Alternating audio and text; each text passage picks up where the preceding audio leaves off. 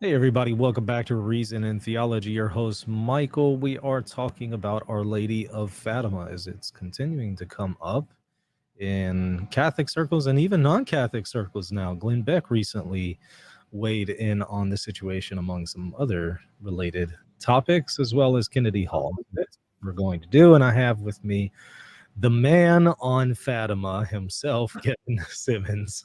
How you doing, Kevin? Good to have you back on. Oh, thank you. Yeah, I'm okay. Just I've got a back issue. My muscles are all very tight and everything, but it's been kind of funny. But yeah, I'm otherwise okay. So we're holding our own. Yeah, good to have you. It's been a little while, right? I think so. I'm trying to remember the last. I can look up my records, but I don't remember the last video. I know we Seems like did it's one been a over the little while. summer Yeah. back in July, and then maybe one after that, but I don't remember all the details now.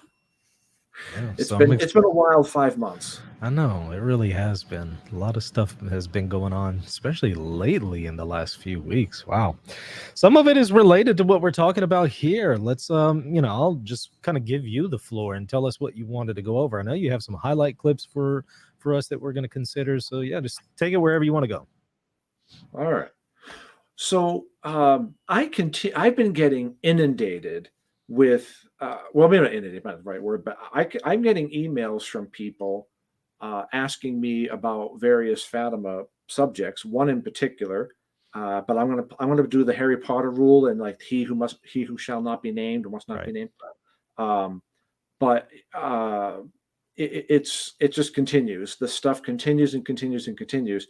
And so in past couple of days, Glenn Beck himself has kind of weighed in on the subject. And then recently, now with the death of Pope Benedict XVI, that has sparked a lot of discussions as well. I recently was able to give an interview with Father Ed Looney. I guess he's in the process of editing it now, and it'll go up, I think, sometime this week, I think he said. Where we talk a little bit more about Benedict's thought in relation to Fatima and some of the gems that are found in Ratzinger's writings on that subject. So stay tuned for that. But with Ratzinger's, aka Benedict's death, this has been a renewed topic. So Glenn Beck has weighed in. Kennedy Hall has weighed in. I have never personally interacted with either man, I don't think, if I remember correctly. I'm pretty sure Glenn Beck, and I'm reasonably certain I've never interacted with Kennedy Hall before. But Glenn Beck is a Mormon, and Kennedy Hall is an adherent to the Society of St. Pius X and most, if not all, of the views of Archbishop Marcel Lefebvre. And Kennedy Hall also writes for the Fatima Center. So there's a lot of interest there. I have not done a lot of work with Kennedy Hall's writings and stuff and videos because I think it is more podcasts, I think, than writings is my impression, but it maybe he's equal in both. I'm not sure, but I am aware that he is friends with people that also are like friends with you and R&T and Timothy Flanders. So I think they coordinate a lot. They used to do shows together or something. At one point, Flanders was even debating Kennedy Hall on Fatima. They're still doing shows. They are still. Oh, okay, all right. Mm-hmm. Isn't that awful? I should be more up to date with some of these pretty things. Interesting, given the lies and slander that Kennedy recently engaged in, to still continue to do shows with them. I did a video addressing Timothy Flanders on that very point, since he was very, very passionate about addressing people who are pointing out schism in the church. I just thought, hey, it's noteworthy to also point out that glaring inconsistency. But I digress. Oh, okay. Well, Tim and I talk every so often. So, because I was on his show back, I think in the June or July of 2021. Mm-hmm. So I got some criticism for that show too, by the way. I bet you did. People didn't like the way that I was using my finger to tap on my old desk there, emphatically to emphasize the point. And they were like, he's so angry. He's as opposed to other people. I was reading the comments and I was like, if you think that that's the worst that could come out of this, then it's like you got another thing coming. Everyone's a critic. It's like, and it's like, oh, if you thought that was bad, you should see me. No, I'm just kidding.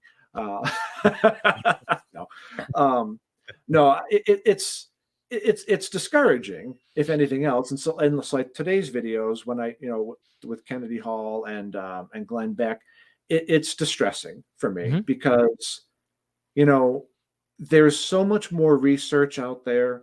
And I'm going to say this with all due respect to Glenn Beck. I mean, I have nothing personal against Glenn Beck. I mean, I have a lot of respect for some of the good work that he's done over the years.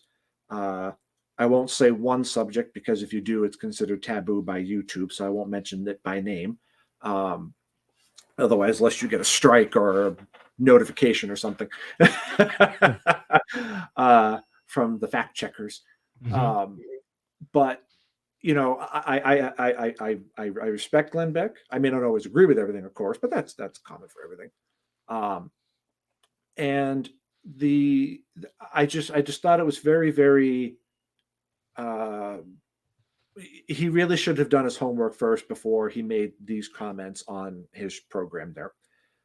He was talking about a recent trip that he had to, or at some point in time anyway, he went to the Vatican or Rome and Vatican City, and he has this whole segment on his larger show, and then his YouTube channel condensed that the story itself to just a little segment, to 13 minutes and 46 seconds long, and beginning at about the 9:27 area to about the 11:38 timestamp. Glenn starts getting into Fatima, but he's lumping it in with Benedict and like New World Order, evil is in the world, it's taking us over, those sorts of things. I leave it for people to watch. I will. There'll be a link in the show notes, right? Yeah, but we're going to play a little clip though, right? Yeah. But like, if they want to see the whole thing, yeah, sure. They could, for the context, sure. We encourage. Dear YouTube, please do not give this channel a strike. We are going to provide a full link to the whole video, at least the clip on the official Glenn Beck channel. We will be pausing the video. We will interact. Please do not strike Reason and Theology. Sincerely, all R&T fans. No, they won't if it's just a few-minute clip and we're interacting with it. That's perfectly legitimate. Now, if we're just posting somebody else's video with no contribution, yeah, that's a strike. Okay. Not to name any certain Seventh-day Adventist trolls on YouTube right now, but y'all know who I'm talking about. So, so like again, I just really wish to reiterate, I have no animus towards Glenn Beck. I even wrote to Glenn Beck after watching this clip, and through his official contact me page on his website, hoping maybe to speak with him privately about things. But he's a very busy man. Sure. I'm a nobody living in the sticks of North Dakota, but who just happens to have a book on the very subject. Happens to, right. Yeah, more on that later too. Actually, I have an update on how the second edition is coming, because I think I told the audience that there was a second edition coming on one of the last videos. But I have a great update on that for you, and a sneak peek. Dun dun dun. All right. Presuming that everything gets approved by my own censors, that is. Sure. Theological or otherwise. Sure. Okay, so we got this thing here. I guess we got to do the screen share. Let me. Yeah. Go ahead, and I'll add it on my end here. Let's see. Okay. Look for the notification on my part. Present. Okay. Oh, it changed a little bit. Did it? I think some of the features since the last time I saw all of this. Yes. I guess I haven't noticed. Okay. I think I might have to mute my end again. Yeah, just that way we're not getting any feedback, right? If you're using external headphones, right? Or speakers, I should say. There's a button that says share system audio. Do I click that? Yes, please do. Okay. Otherwise, we won't hear anything. Okay. So just want to make sure. You'll be able to hear it, but we won't. I've made that mistake once or twice. All right, I see it right now. Okay. All right. So from here on out, I'll just like make hand motions if I gotta do something, and I'll stop it to talk about whatever. Yeah, just don't forget to unmute whenever you start talking. Okay. Otherwise, it's Yeah, right. I'll stop you. it's like those old Godzilla dub movies. Look, it's Godzilla. Right. Those are funny. Okay, so again, just the general lead up is he's Sure. talking about his recent trip to Vatican City. Okay. He was there in some big hall. He makes a comparison, I think, to some football stadium or some gigantic field. Okay. He says this person walked in and he just felt evil Uh-huh. when this person had walked in. Uh-huh. We don't have to go into all of that. What concerns us is what he starts talking about with respect to Fatima and the third part of the secret. Okay. I'm going to mute myself now. That has been a little frank about some of these things. But the last thing I want to bring to your attention is when Pope Benedict was a cardinal, he had a lot of friends, and they were other cardinals. And when they released the final secret, the third secret of Fatima, which, if you're not Catholic, it's just a message from heaven given to these kids, right before World War I, and it said there's a huge Okay, first mistake. It was during World War I, not after or before. Okay. Russia is the problem. It's going to spread its error throughout the world unless her heart is changed. And there's going to be a world war coming soon, and then there will be a second world war, and then a final battle. Okay, so he got the basic gist of it. I think he didn't have some of the finer details correct. That there was the third part of the secret, the final secret, some people would call it, but it's one secret in 3 parts. Always have to remember that. One secret, 3 parts.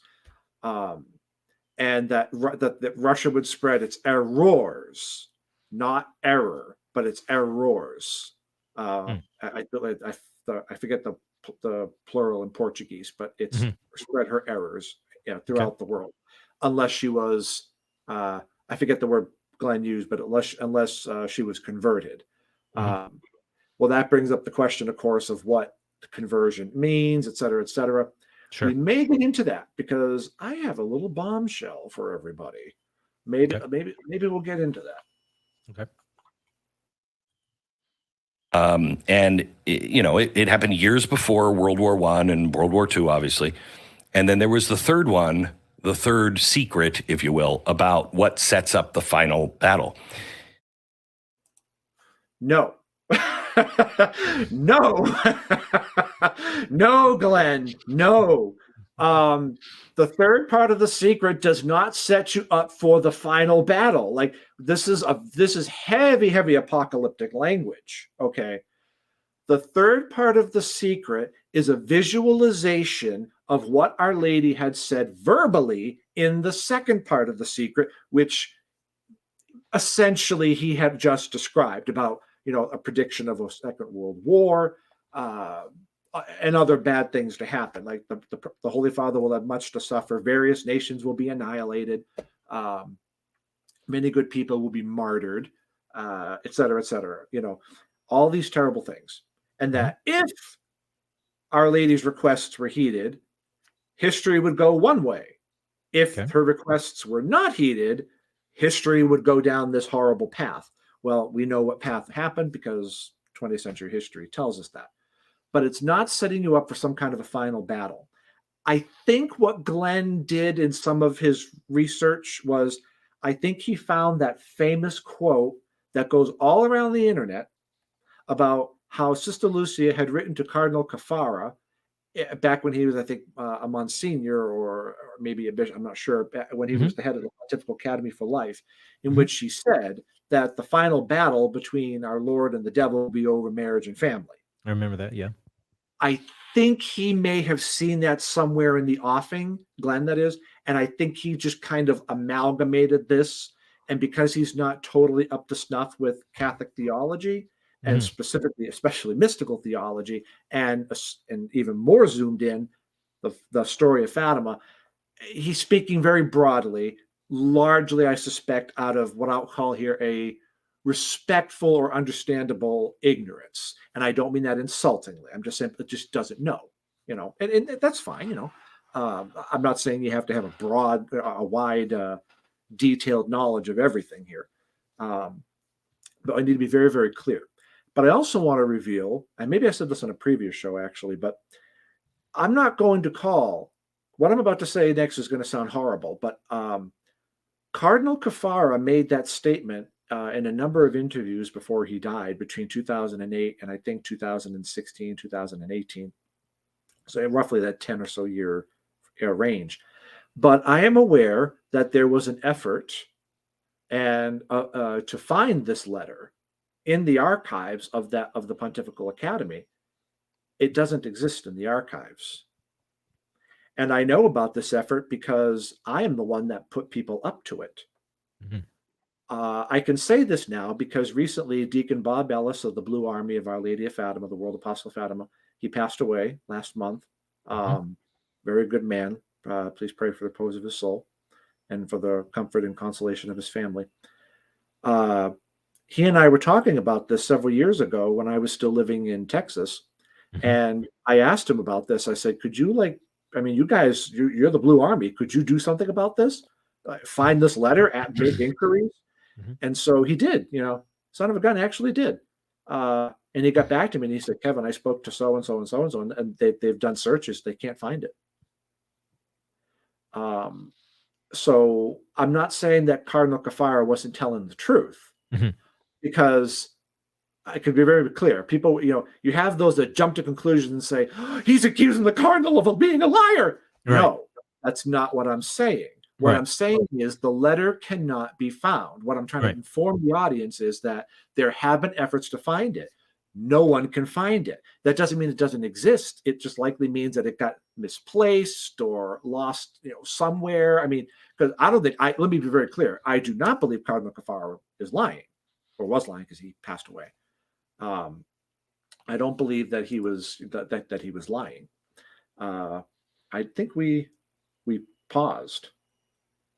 Yes, it is paused right now. Yeah, the video is paused. Is everything okay?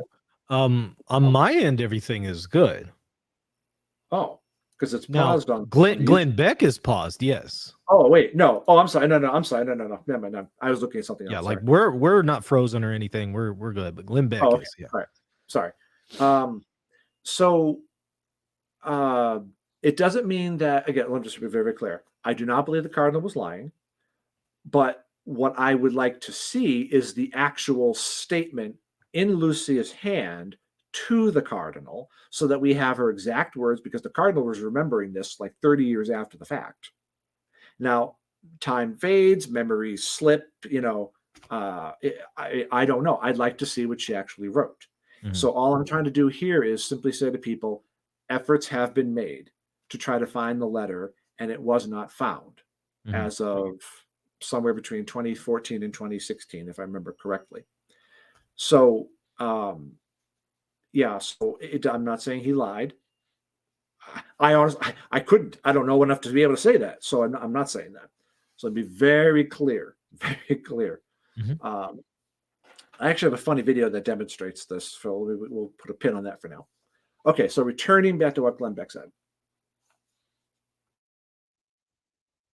They released this, and it was kind of like, okay, that's old news. Ratzinger, who is Pope Benedict, said, and this has just been published, that Pope Benedict said the third secret has not been revealed in its entirety because the Pope and all those involved would not allow it to be released. Or if he was the Pope, I can't remember which it was, but the power did not want to release it.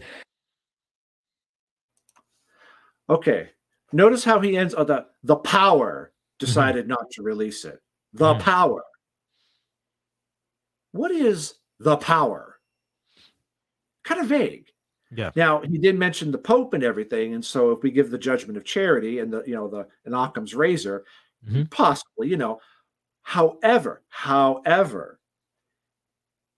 it's not easy to conclude. It's not that simple, because when you look at the rest of this clip, and all of its 13 minutes and 46 seconds of glory, he's talking about this evil cabal, Mhm. This evil people in the Vatican that are trying to, go all, help us, tend us towards all kinds of evil things That's actually just come up again. Taylor Marshall was going over this, where some Italian reporter is claiming that the NSA was saying that Benedict was going to be forced out, and they're speaking of this cabal there in Rome that is was Yes. pressuring him. Well, So it seems all very much related. Like, I don't buy into any of this. I'm just saying that they Yeah. seem to all be on the same page.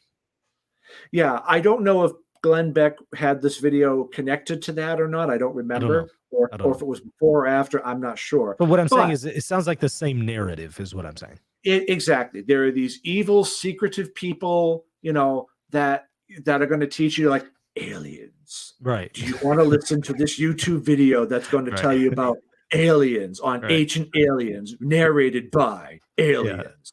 See what I did? Yeah. I think most of the readers that are in the chat will probably. I'll play the video at the end. That was really good, by the way. I love the one you put up on Facebook a few weeks ago. It was this whole string of all kinds of things all put together. All the conspiracies that I've seen Catholics peddling, and I just put them all together in one Facebook community post. Those were mostly real conspiracies that people are peddling. So. Oh, I was laughing. I even did a mock-up of it, I think, on Facebook, of like reciting it and trying to do it in like one long breath, but it just wasn't possible. Oh, I should try to do it, and do it in my movie voice. In a world where Joe Biden has a mirror in the White House that has a demon-shaped face on it, and just go through the whole list of conspiracies with that voice. Yeah. Mirror, mirror on the wall, who has the most crackhead at the front of them all? Biden stands in front of the mirror and says, "Mirror, mirror in front of the wall," or on the wall. Whatever. I know, really, right? I can't believe I just said that out loud about Hunter Biden. You're really going to get a strike on this one. Oops. Community flags this video. He said crackhead. Anyway, sorry. All right, so then about the rest of it, with what Glenn Beck says here, again, he's setting you up and saying, like, Pope Benedict recently said that, and this is just coming out. I have no idea what he means by just coming out. As far as I understand it, this video with Glenn Beck was only a few days ago, or the past like 3 days. The event that he is about to describe, actually, because at first it's like, well, where did Benedict allegedly say this?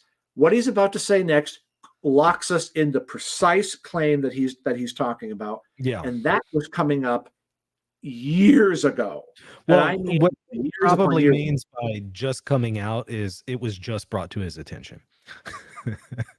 That's probably what is going on here. He just now became aware of it. Unfortunately, that's not clear enough, though. It's like, no, that's because, no, Glenn, you make it sound like it's breaking news. Now that he's dead, he said this, Right. No, left it in some dying testament will or something, Sure. It was the Marvin Acme's disappearing ink and Benedict's spiritual will that was just published. Oh, yeah. It reappeared after the fact, and it slipped by everybody. And look, by the way, JK, if it really wasn't fourth secret, anybody get it? All right. For those of you who are 40 or older, type in the chat what reference that was with Marvin Acme and the disappearing, reappearing ink. Right. Okay. All right. So I'm gonna mute myself again. Okay. And the people of God said amen, hallelujah, and go back to Glenn. Let's do it. Because it talks about a bad council and a bad mass and evil at the top and highest levels of the church. How many times have you said this? Sorry, warning. Warning. Yeah, no. These are the Father Dolinger claims the first part. The second part is the alleged declaration from Cardinal Chappie. Let's pause this and let's separate this. I have an entire chapter in the first edition of my book. What was it? Chapter 12, I think. Chapter 12, Father Dolinger and Fatima. I walk everybody through this and say, supposedly Benedict, when he was Ratzinger, Cardinal Ratzinger, that is prefect of the Congregation of the Doctrine of the Faith, now dicastery, said that to his good friend, Father Ingo Dolinger, that we didn't publish the whole thing, and that supposedly Our Lady prophesied, a Schlecht was the German word, because the author of this piece, it was an article that appeared on 1 Peter 5 back in April or May of 2016, and by Dr. I think it's pronounced Maike, I think is how you pronounce it, Maike Hickson. And she says that she spoke with Father Dolinger. I don't know if she ever made a recording of that conversation, but they spoke in German, and because she herself is German. She says that Dolinger told her that Our Lady prophesied a Schlecht council and a Schlecht mass, which is a German word for bad council and bad mass. For various reasons, we don't have time here to get into the whole kit and caboodle, but in chapter 12 of the first edition of my book, I walk people through that whole sordid story. I even called up Steve Skojek, then editor of 1P5, and we spoke. I was in my classroom in Waco, Texas at the time. I was either on break or lunch or something when we talked. It was after hours, something like that, but I wasn't doing it during class, to be clear. And I said, Steve, please don't do this. Please do not publish this stuff. You don't understand the legislation. He's like, why? Is there contrary evidence? I said, yeah, you betcha. And he was like, well, she's a respected writer and this, that, and the other thing, and she has sources in the Vatican, whatever he said to me at the time. And I warned him. I said, Steve, don't do it. Don't do it. You're going to come out with egg on your face. Well, in 2020, he had a tweet on his Twitter account. I could pull it up because I do have it. I screenshotted it. And I very clearly told him, oh, no, you ain't backing out of this one, Steve. I'm not going to allow you to back out of this one. You made this mess. Now you got to deal with it. Don't you dare.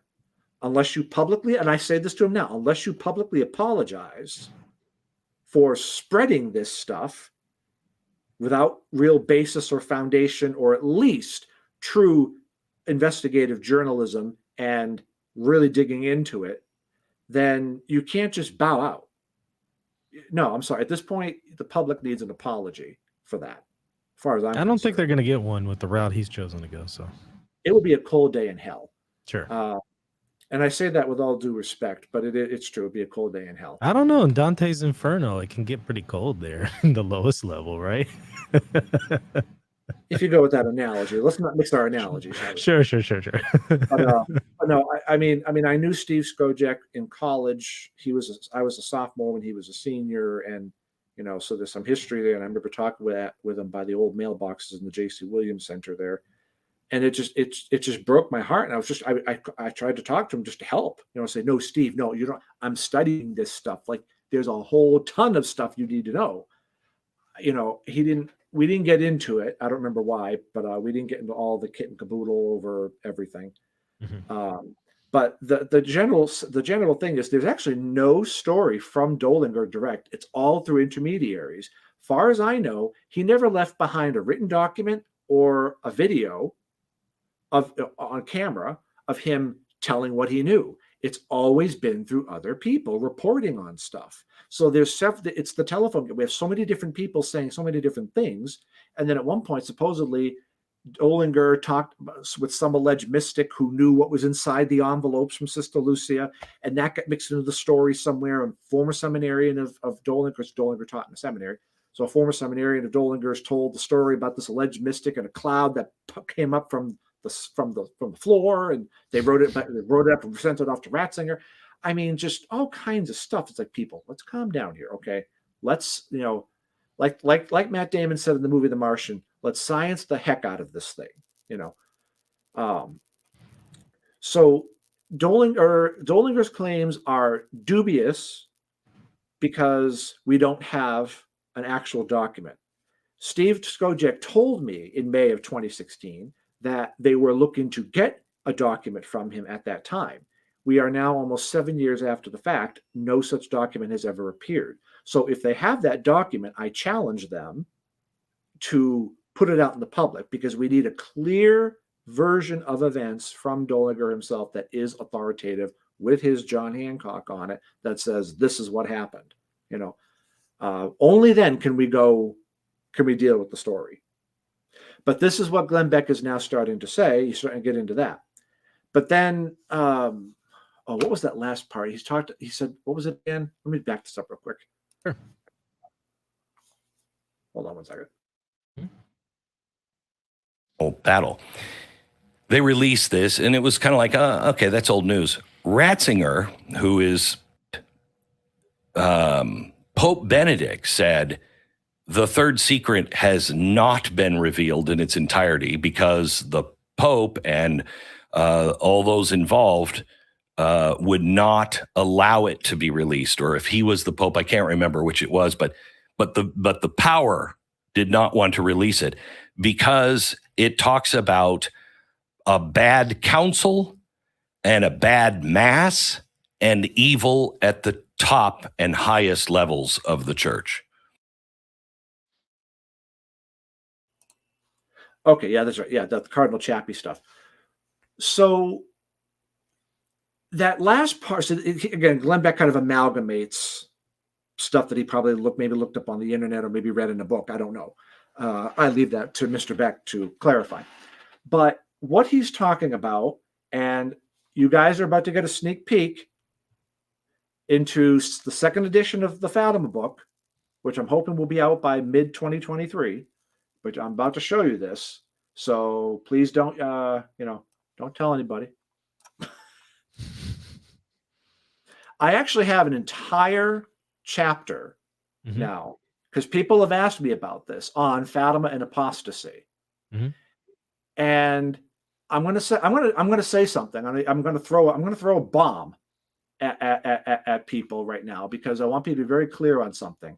I was accused of not dealing with controversial subjects with the third part of the secret. Why? And one of them was Fatima and apostasy.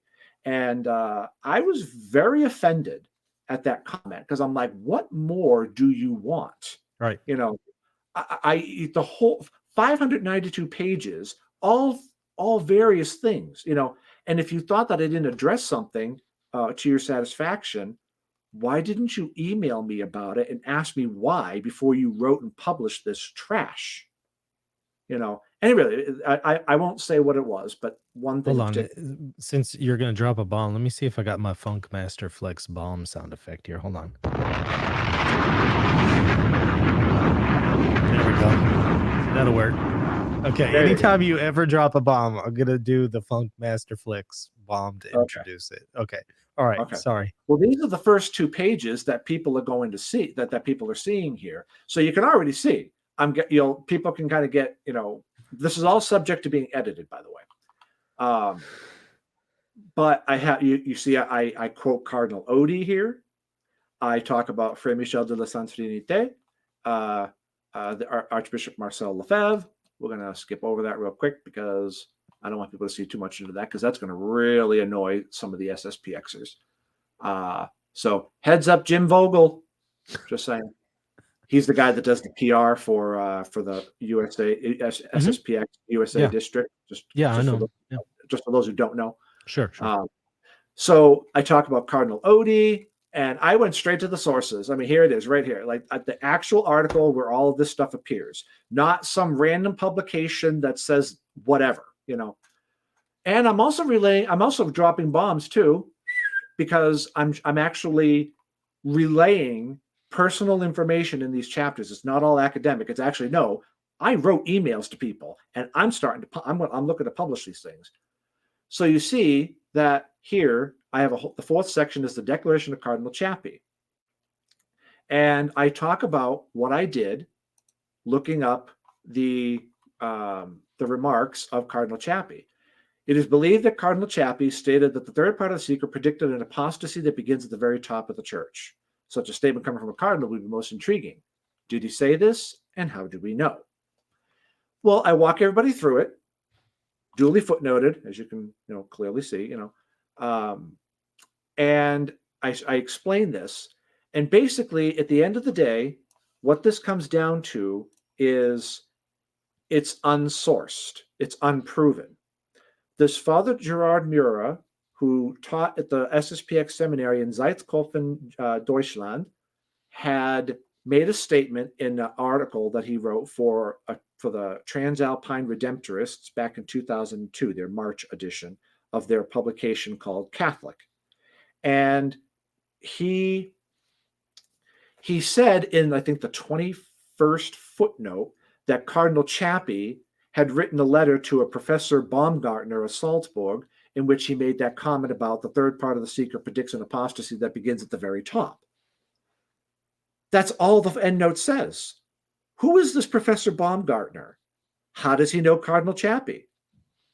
Does Father Mura know Baumgartner? How did Mura get a hold of this letter? Simple, basic questions, right? Mm-hmm. So that letter has never been produced in the public forum. Mm-hmm. So how do we know that? And you can't even find that this edition of that publication Catholic by the Transalpine Redemptorists on the Orkney Isles of Scotland. For those of you watching the show right now, go look up where the Orkney Isles of Scotland are, and you'll see why I'm emphasizing this point. Mm-hmm. So I contacted the TRs up there in Scotland, and one of them was very kind to send me. He had to dig through the old files, and he sent me a PDF of the article in question.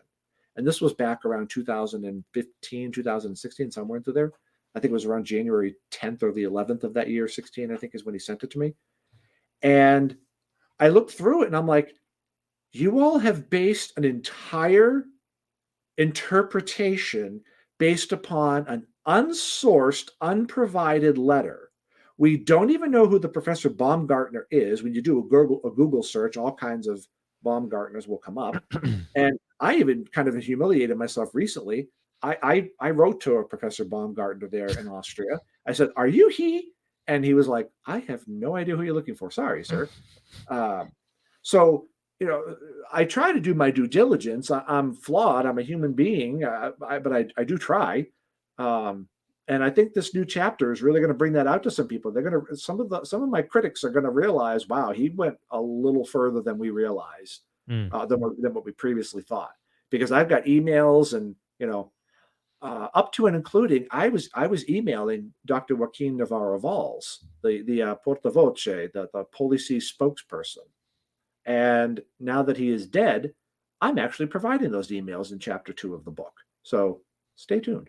Mm-hmm. I don't think I'll get in trouble for that legally because there's different law. One of the reasons why I didn't do it before was because there are different laws in Europe about these matters that govern like estates and stuff, as opposed to the United States. So even though I'm publishing in the United States, I don't want to get in trouble with anybody, legal entities over in Europe. That was one of the reasons why I curtailed it. But see, people don't think like that. And they just think that you don't want to handle controversial subjects. Right. Maybe I needed to check the law first. Well, people don't generally think critically. That's just the case. I'm sorry. If I don't laugh, my back pain is going to get at me. So Sure. I apologize if I seem a little not myself. He's making fun of me. He's not making a good, intelligent enough point. No. I make fun of you because the humor behind it. If I don't laugh, I'll cry. I had a professor seminary who his first rule was people are stupid. His second rule, see rule number 1. And he used to make fun of everybody in class because to him it was fun. He hated teaching, and he would make fun of everybody in class to amuse himself, to make the hour and a half go by faster. But the funny thing, he did it very well. He was a consummate philosopher because he knew exactly what to do, how to do it, make you laugh with him. For those of you who were in seminary with me, you'll know what I'm about to say next. Sammy Short Bus. Those of you who went to seminary with me, you'll get that joke. One day, just real quick, I have to tell the story. one day, I was getting up. It was on a class break, and this professor had targeted one student, one seminarian in particular. It was all a joke. We all laughed, but like he came back just as I was leaving to go to the restroom during the break. I'll just call the guy. He's like, Bill, I'm going to put a word on the board. A name on the board. You probably won't know what it means, but I'm going to say it anyway. So I went to the bathroom. I came back. I saw the word on the cork board, and I just busted out laughing because it was a reference to a popular show in the 1980s that I, as a 37, 38-year-old seminarian, understood, but nobody else in that room, except maybe one other person other than the professor, got the reference. I won't say what it was because I don't want to have. Sure. I want to have the woke brigade come after me. But yeah, it was just funny. So I got kudos to my seminary professor. All right. Anyway, so going back to the Cardinal Chappie thing.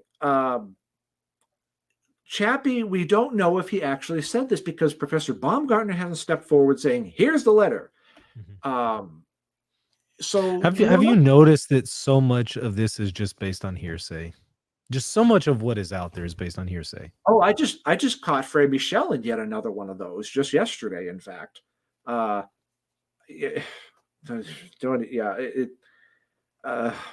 lot of it is that. Now, I do have to be fair.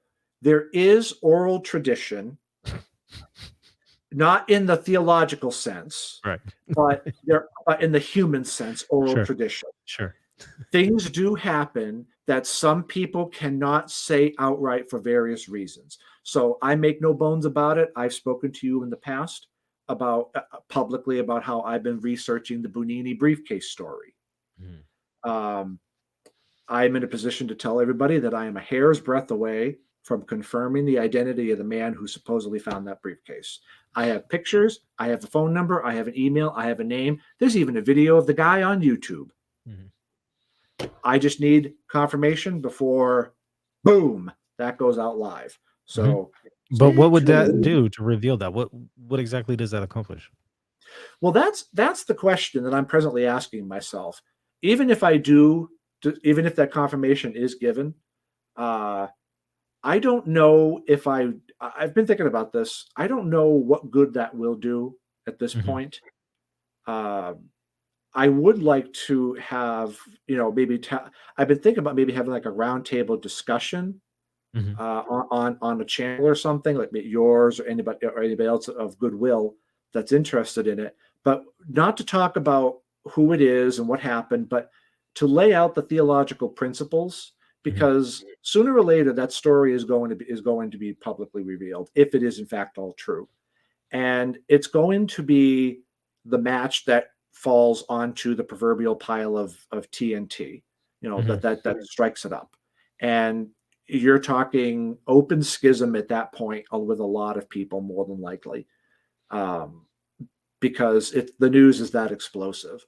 So I believe that there's a moral duty and a responsibility for if and when this news is to break, there has to be context, because a lot of people are going to get very confused very quickly. They're going to get caught up in the sensationalism of it all.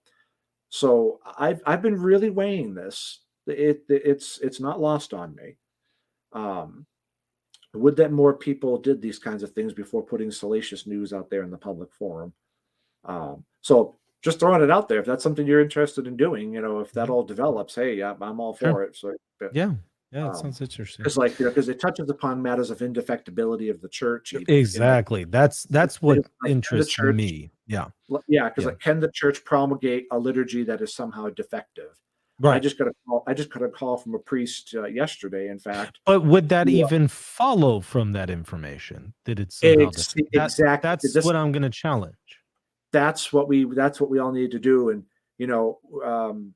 that recent art you just had David Robert Gordon yesterday on, correct? Yeah, and from his article for Where Peter Is that right? Okay. I had a priest call me up yesterday, and he was on fuego. He was on fire. He was angry at Gordon for writing that article, and just thought that he kind of missed the boat on a number of things.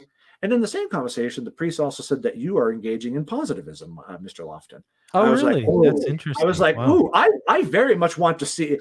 And by the way, I'm good friends with this priest, and I'm doing this deliberately because I can't wait to see you two have a go at it publicly on Reason and Theology. I very much look Well, forward to it's noteworthy that he hasn't taken me up on that yet. So yeah. So I very much, well, I'm trying. And Father, I think he already does. I've noticed people can talk a lot until you actually say, okay, well, let's actually have the conversation where I can really have an authentic back and forth. And that's when you see a lot of people bow out.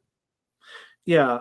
Well, I mean, in his case, to be fair, he is a priest in good standing, and he does a lot of respectful work, and good work too. So he has to make sure that if there is any sort of discussion to be had, that everything checks out with the proper authorities and everything. So I just want to be very clear on that point.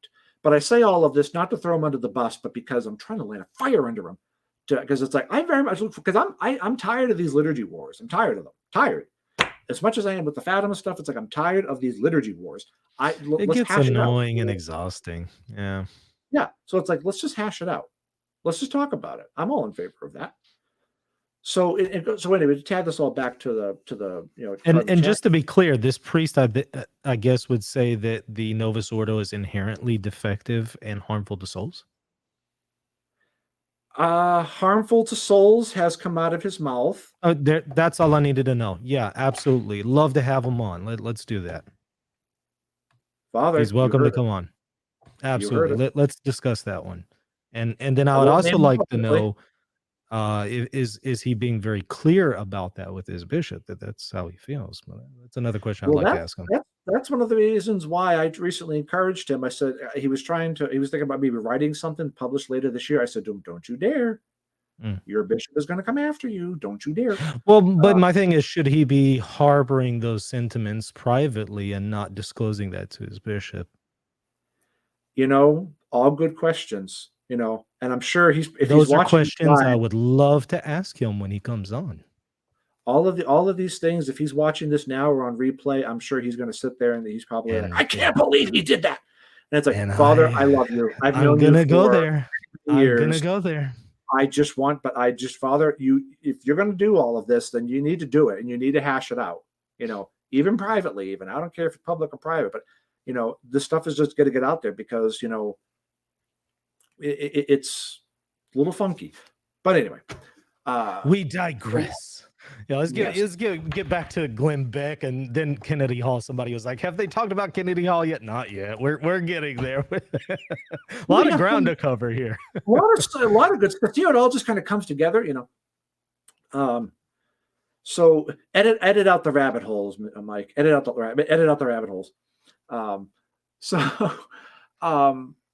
So we have this unsourced stuff, and even though Mura did put it a footnote, this letter, but there's no information like, did he see this letter? I presume so, but was it also hearsay?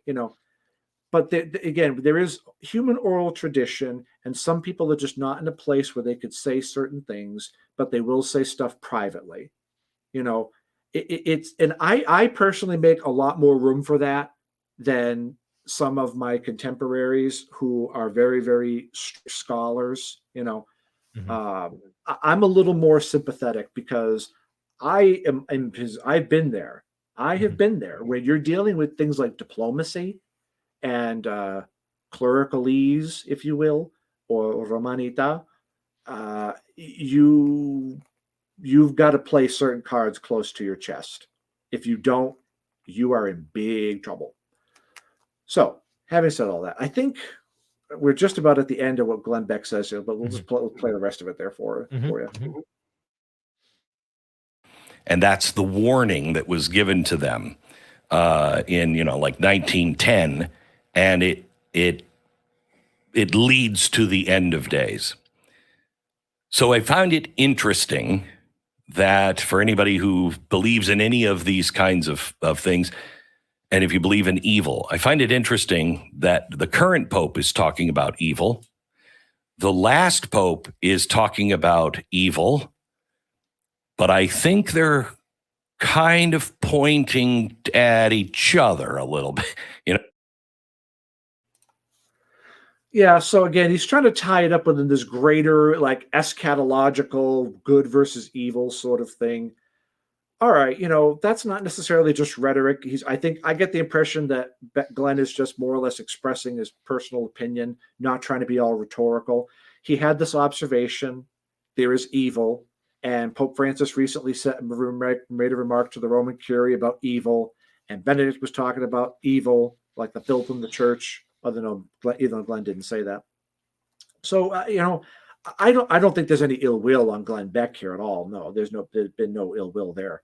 But I lament that he wasn't precise and didn't really understand a lot of the issues first before broadcasting this material, because it really did kind of hurt the overall cause, and it only just furthers the conspiracy theories and stuff. So, like, if you scroll down through the comments under this particular video, again, link in the show notes, YouTube,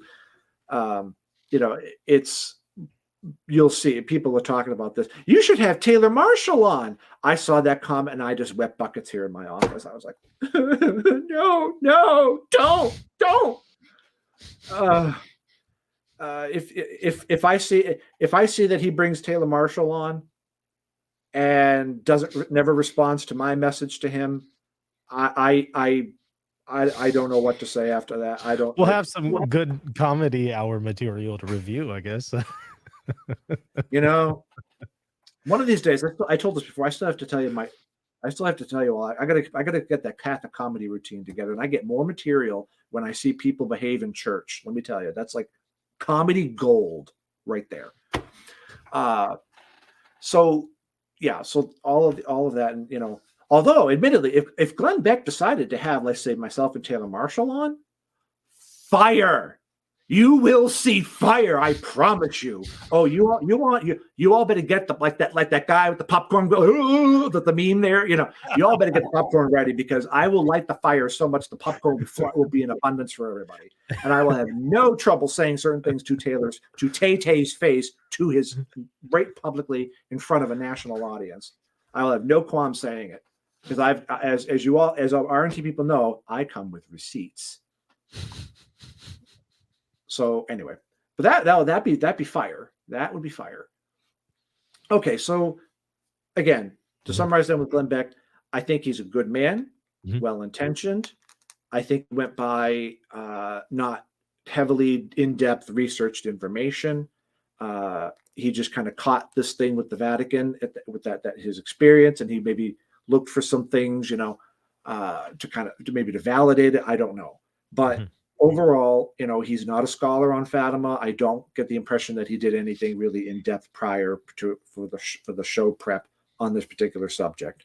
So if people are looking to Glenn Beck for information on Fatima, that would not be a good source. And to be fair, I don't think he would say that either. He's just providing the best information as he understood it to the best of his knowledge. So. All right. So then the other day, 3 days ago, to be precise, Kennedy Hall released a video called Pope Benedict, Third Secret Fatima, and the Coming Schism. And again, Kennedy Hall is an adherent to the SSPX and the views of Archbishop Marcel Lefebvre. I think he even purports the slogan, no Lefebvre, no peace, like no tradition, no peace. No tradition. No Lefebvre, no tradition. Yeah. Which I extracted from that's effectively a heretical position, if you just think about it for a second. Well, because it would say that Lefebvre himself was the one who preserved sacred tradition through these illicit ordinations, which is exactly what Lefebvre was claiming. So some people were like, oh, well, Kennedy's just going too far. No, he isn't. He's actually listening to the founder, who actually did suggest that. He really did believe that if he did not go through with those illicit ordinations, sacred tradition, the church itself would not be preserved, because Rome sure wasn't doing the preservation. Yeah, so it's a sliding against the Pope. I really encourage people, if they really want to get a perspective on this, read the dialogue between Pope Paul VI and his good friend Jean Guiton from September of 1976. Oops, sorry, I got a pen falling out of my pocket. From September of 1976. It's published in the book. It's in French, but if you know who to go to, there is an English translation. And Paul VI really opens up his mind to his good friend Guiton, and he discusses the situation with Lefebvre, and the very serious grounds for schism there. Yes, that word was used in that conversation. And when you have Paul VI saying things like, out of all the things he's been through, he actually said the situation with Lefebvre was the heaviest cross, or the largest cross, throughout his 13 years of his pontificate, as from 63 to 76, throughout the 13 years of his pontificate. For a pope to say that is extremely grave. I mean, you had the reaction to Humane Vitae in 1978.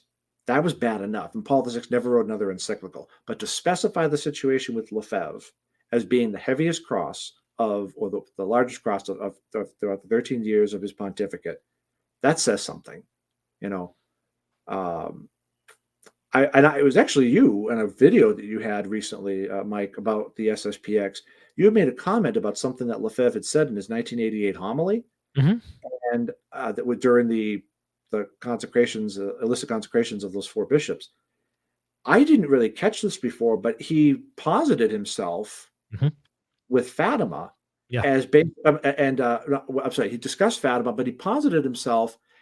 I kind of put the idea in people's heads that he might be the fulfillment of the prophecy to Madre Mariana de Jesus Torres y Beriachoa in Quito, Ecuador.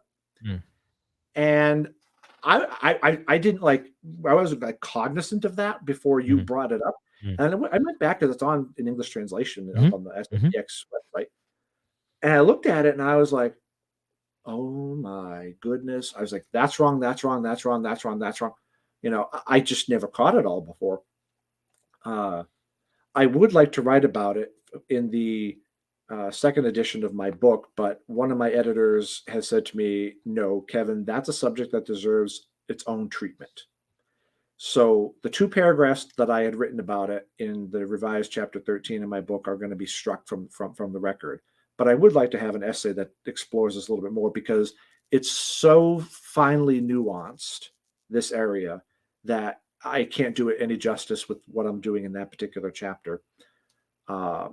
So I have to scratch it, but I'm keeping everything, in separate files, on Word, so I have it for later reference.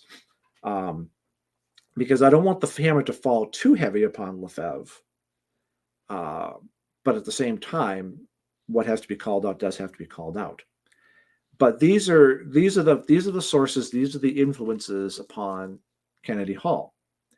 And he and I, best of my recollection, we have not interacted before. But I don't think I have.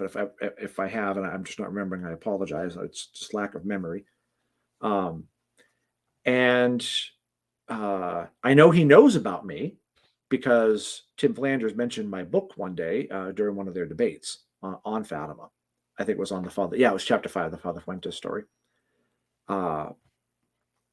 And I think I could. No, I better not. I was about to say I know Kennedy Hall through another connection as well, but that person will probably shoot me in the head if I said that, if I revealed that. But anyway, so in this video, it's titled Pope Benedict XIII and the Coming Schism, and he's going to reflect a little bit about third part of the Secret of Fatima in relation to Pope Benedict as the bishop dressed in white. He begins by talking about an article from Rod Dreher. Rod Dreher is an apostate. He was former Roman Catholic, but then he became Eastern Orthodox. And I know Rod Dreher. He and I were working together on a private project several years ago when I was living in Texas. Unfortunately, that project fell through for various reasons. But I knew Rod through them, so he knows me as well. And Hall is going to use this as kind of the springboard to talking about what he wants to get into. So this is going to have a little bit more of extensive quotes in it. I'm going to cut out certain parts. Like when he's reading the text of the third part of the secret, we don't need to see all that. That's on the Vatican's website. Anybody can see it. Yeah, so I kind of given the basic setup for it. Let me just do the share screen again. Yeah, okay. Yeah, all right. Present, share screen. Share screen, okay. Yeah. All right. Share system audio.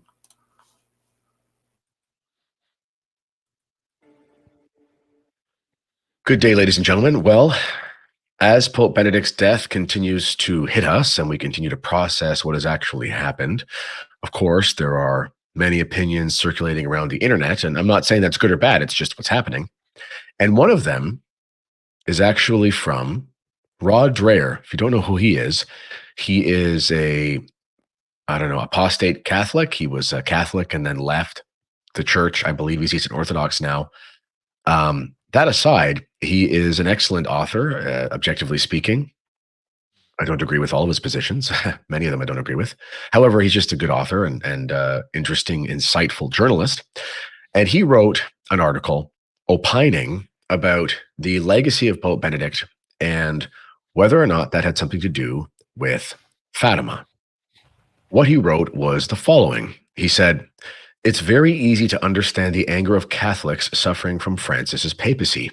But if I were still Catholic, I would likely share it. But I wonder if Benedict understood something about his mission that the rest of us don't. I heard from a priest friend this morning a theory that Benedict's mission was to suffer on behalf of the church, to suffer from the church. That Benedict, not John Paul II, is the Pope of the third secret of Fatima." All right. First, let me just say, I'm actually kind of sympathetic about Benedict's mission and suffering. That kind of plays into a personal opinion or personal thought that I had way back at the time of his abdication in 2013 from the papacy. So I've yet to see a real intelligible argument that really outlines definitively why this could be. I know why I subjectively think it might be the case, but I'm interested to see how others can really dig into the sources and provide a solid argument from that. But the second part there, that Benedict, not John Paul II, is the Pope of the third secret of Fatima. So where's Kennedy about to go with this? That's the interesting part of all of this. See, let's listen to it a little bit further. That somehow in his renunciation and subsequent humiliation and abuse, Joseph Ratzinger played a mystical role in the drama of salvation, especially as the drama reaches a crescendo with the approaching great apostasy of the West. Needless to say, that's a pretty fascinating statement. And in fact, there's a lot to it. And in order to understand that, we're actually going to look at what the third secret of Fatima says. Well, at least what we know it says, because there's obviously a controversy about whether or not it's all been revealed. But we're going to look at that and see if there is something in there that actually applies to Benedict. Okay, so again, if we set it up, they're going to see if something in there applies to Benedict. And he's right. There's a lot of controversy surrounding the third part of the secret. And I have to give Mr. Hall props for this, because when he's saying, he's defining his parameters. We're not going to go off into rabbit hole land, and kind of go off into some of those theories, which would be very easy for him to do because he works for the very apostolate that has been putting out a lot of that stuff. So I appreciate that he's restricting this to the focus of Ratzinger in relation to Fatima. So here is what is released about the third secret of Fatima according to the Vatican website. So that from here, he just, he reads it, kind of just goes through and through. Everybody can go on the Vatican's website and read it. But the line, let me just put right here, the line where it says, as how people appear in a mirror when they pass in front of it, a bishop dressed in white. We had the impression that it was the Holy Father. This is going to become the key text. Hopefully you guys can see my my cursor here to show what Can we pause on that? I'm really curious because there's this guy named Pedro who's been in the chat really trash talking here and talking a really big game, and he's saying he debated you. Do you know this guy? Pedro Lima Consulta Y'all Imag? had a debate? I have no idea who that is. I guess this is like one of those Ergen Canner claims where he says like he's done a million debates, but what he calls a debate is like an informal conversation. So maybe he had some conversation with you or something. If you could clarify where. Yeah. I mean, I would appreciate that. He's just bringing up all kinds of points where he's just trying to dunk on you, and it doesn't seem very impressive. I thought I'd call it to your attention. Oh no, I don't recognize the name. Yeah. Maybe we corresponded, like, comments on YouTube or something. But I find it funny that people might refer to personal correspondences or chats as debates. Again, the Ergen Canner thing. I don't know if y'all remember. It turned into a private debate, maybe, but it wasn't like a public thing. But I don't recognize the name. I'm sorry. Sure. So if you could be more specific and when, I would appreciate it. Sure. Okay. Again, so this text here is the one that about the Holy Father. Hopefully, you guys can see the cursor moving. I don't know if it doesn't look like you can, but it's under, if you see those 3 words, underline penance. Yes. It's the line under that, and then the one after that. Okay. You see that? That's going to become the key text of focus here.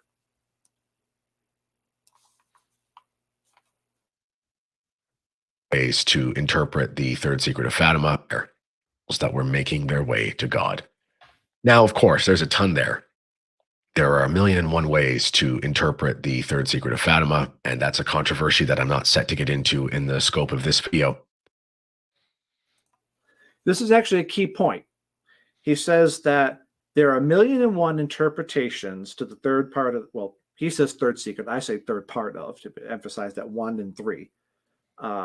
But in the third secret of Fatima, and we're not going to get into that, he says. Mm-hmm. Now, this is the difficulty of interpretation, because later he does start getting into interpretations. So again, if I go by the judgment of charity, as I was writing down some notes, I said, okay, there's 2 ways you can interpret him. One, he's not going to discuss any interpretations whatsoever, which would seem to defeat the purpose of what he wants to bring up with this Ratzinger in relation to Fatima stuff. But also, maybe he just simply meant that he won't step into the question of why there are so many interpretations. That is a fair way to read Kennedy here.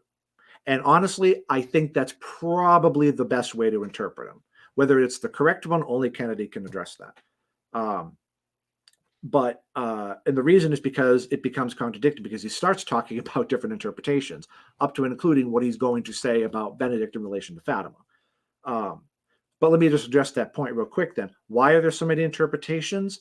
Because the Virgin Mary appeared in 1944 to Sister Lucia and commanded her to write what they command you, but not that which is given to you to understand of its meaning.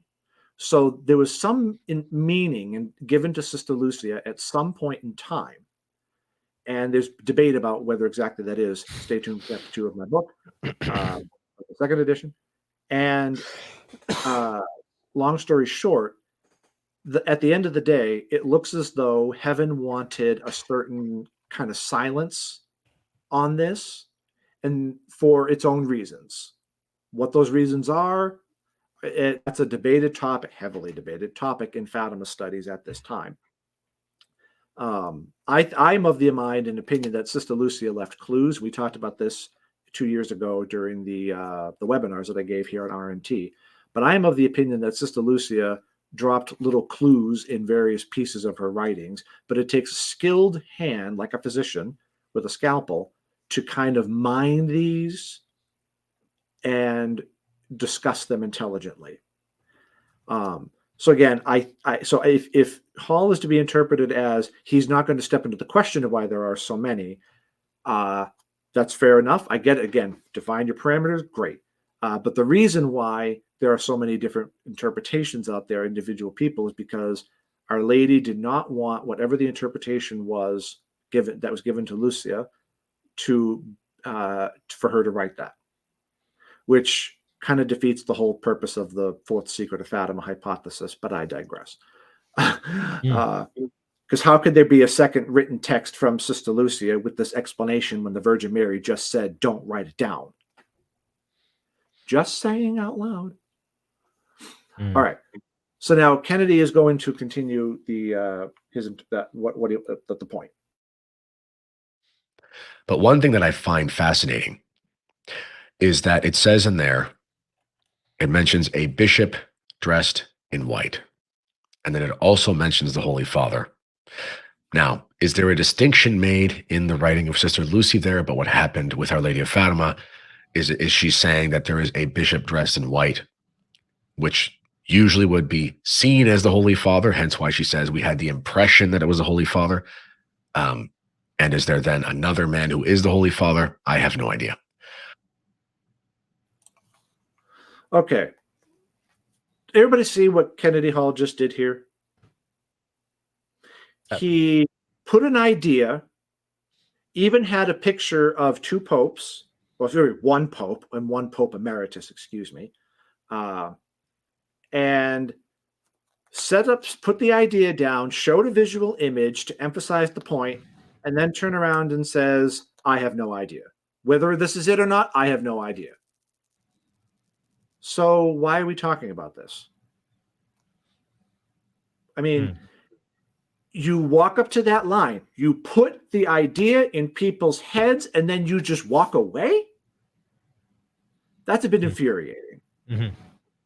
Isn't that really common, though, from people in this group? Well, Lefebvre did it. Mm-hmm. In that example I mentioned earlier. I'm just asking questions kind of approach. Well, I mean, if you go online, you look at what he said about the Quito, Ecuador apparitions in relation to himself. He's like, I'm not saying that. I find it very interesting because I just heard this story, and I'm not going to say that I'm the fulfillment of it, but I just find it to be really nice after all. Right. Well, it reminds me of Father James Martin. Within the past couple of years, there's actually been an effort among SSPXers to, in fact, prove Lefebvre as the fulfillment of the remark there about Our Lady's elect son. But you know what? I own the Spanish, and unfortunately the books are over there. I can't grab them right now, but I own the Spanish of what Madre Mariana said. And you can get it through a group down in Florida. So tomo uno, dos, tres, and there's three of them. And I looked it up, and I'm like, okay, folks, this is no. Lefebvre cannot possibly be the fulfillment of that prophecy. And I've written privately, and again, if this is stuff for that essay, but it is very common. I find it even in Taylor Marshall. I'm just going to tease this out there. It's all about teasing. I think tease is the right word. It's all about teasing people. I don't formally adhere to this, but again, it just reminds me of Father James Martin. I'm just asking questions, kind of style. I'm not saying that I think that the church is wrong on its teaching on same-sex acts. I'm just asking questions. That's all I'm doing. There's a time and a place for this, and the public forum on the internet, where you have easily excitable people from all walks of life because of the sheer access. I mean, everybody can be on the internet as long as they have an internet cable or Wi-Fi, whatever. Anybody can be on the internet with all of the subjective dispositions, excuse me, that come with that. So there's a moral responsibility for people to use the internet in accordance with the moral law. And that catechesis on this is sorely lacking. But if you want a good place to start, read what the Pope, what the Church said in L'Osservatore Romano when the official notice went out that the Index of Forbidden Books was being abrogated or abolished, whatever I forget the word was. You can get it. I have an English translation of it. It's in my book, Refractions of Light. So it was originally published in Italian, but it is available in English translation in my book. And you begin to get an appreciation. You can't just publish this stuff without due regard for proper faith and morals, not just your own, but also those of others. That's why it drives me nuts when people say Pope Paul VI in 1966 abrogated canons 1399 and 2318 of the 1917 Code of Canon Law, so we can publish private revelations so long as they don't contradict the doctrine of the Church. We could do this without the imprimatur. We don't need the imprimatur nihil obstat. Psst. Who tells you if it's in accord with the Church's teaching or not? The Church. And that's a process called imprimatur nihil obstat. Or you can just get a general permission nowadays. I think that's something that there's a proviso in canon law for that in the 83 code. But the idea is you don't self-censor. The Church censors matters regarding faith and morals, especially on private revelations. That isn't that category. So we have to be very careful. That's why I'm very I get at odds with one of my publishers on this, because I'm serious about getting the imprimatur, and he's like, Kevin, do we really need to do it? I'm like, yes. It's right there in refractions. Excuse me, because both my publishers know about my about the other books. But yeah, and I say this with all due respect. I'm not trying to throw anybody under the bus.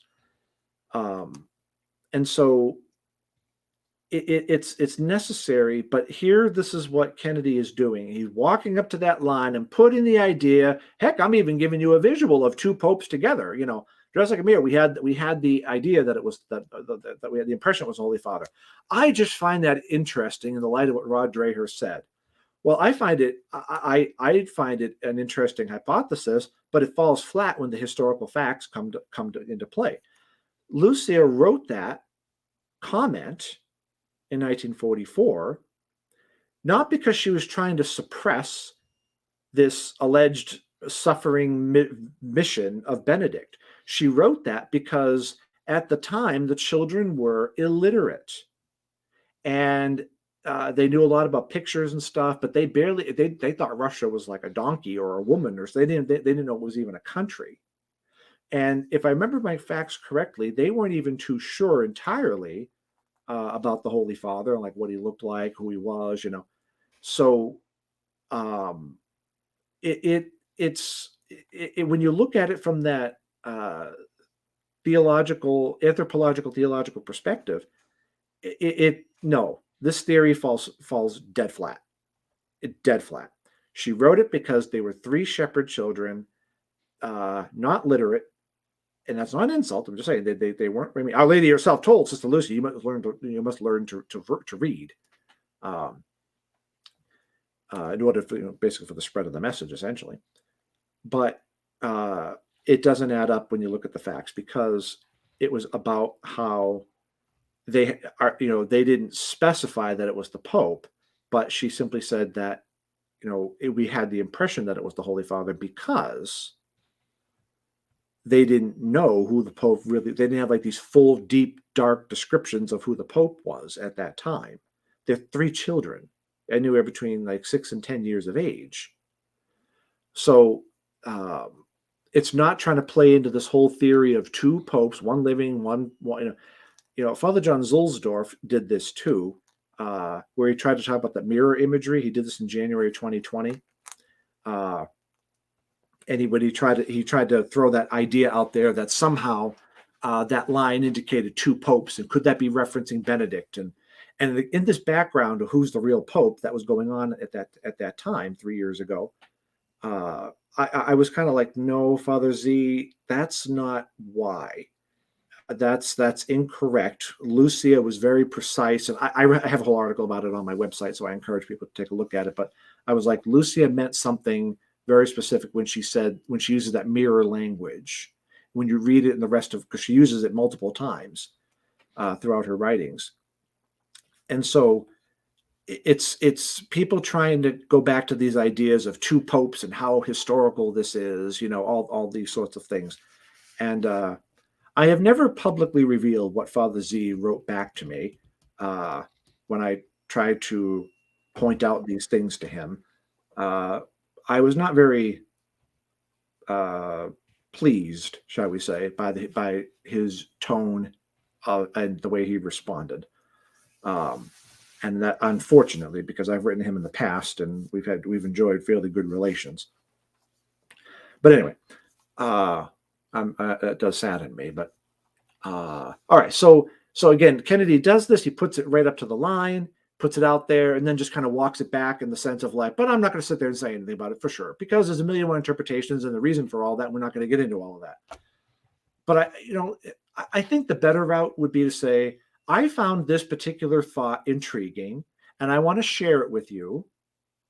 I don't subscribe to it, but I just simply find it interesting. And I think it could be the stuff of discussion. That would have been a very good, straightforward way to do it, but it's not quite what we see here, at least as I'm reading this. All right. And then here, I'm going to cut this out, but he then makes a point between this part of the video up till about the 6 minute and 51 mark, but he's talking about how a lot of people thought that John Paul II was the fulfillment of the prophecy where a pope is shot and killed. And he says this part of the prophecy was not conditional, he argues, and thus, that can't be the fulfillment of the prophecy. So is Benedict's mission of suffering for the church somehow maybe the fulfillment of this, that he dies metaphorically? He makes a great point, by the way, in this section about how not all prophecy is literal. Some of it is metaphorical. Thank you, Kennedy. Thank you. I tried to say much the same thing to your friend Chris Ferrara, and I don't know if I got anywhere. But thank you for saying this out loud, because it's symbolic.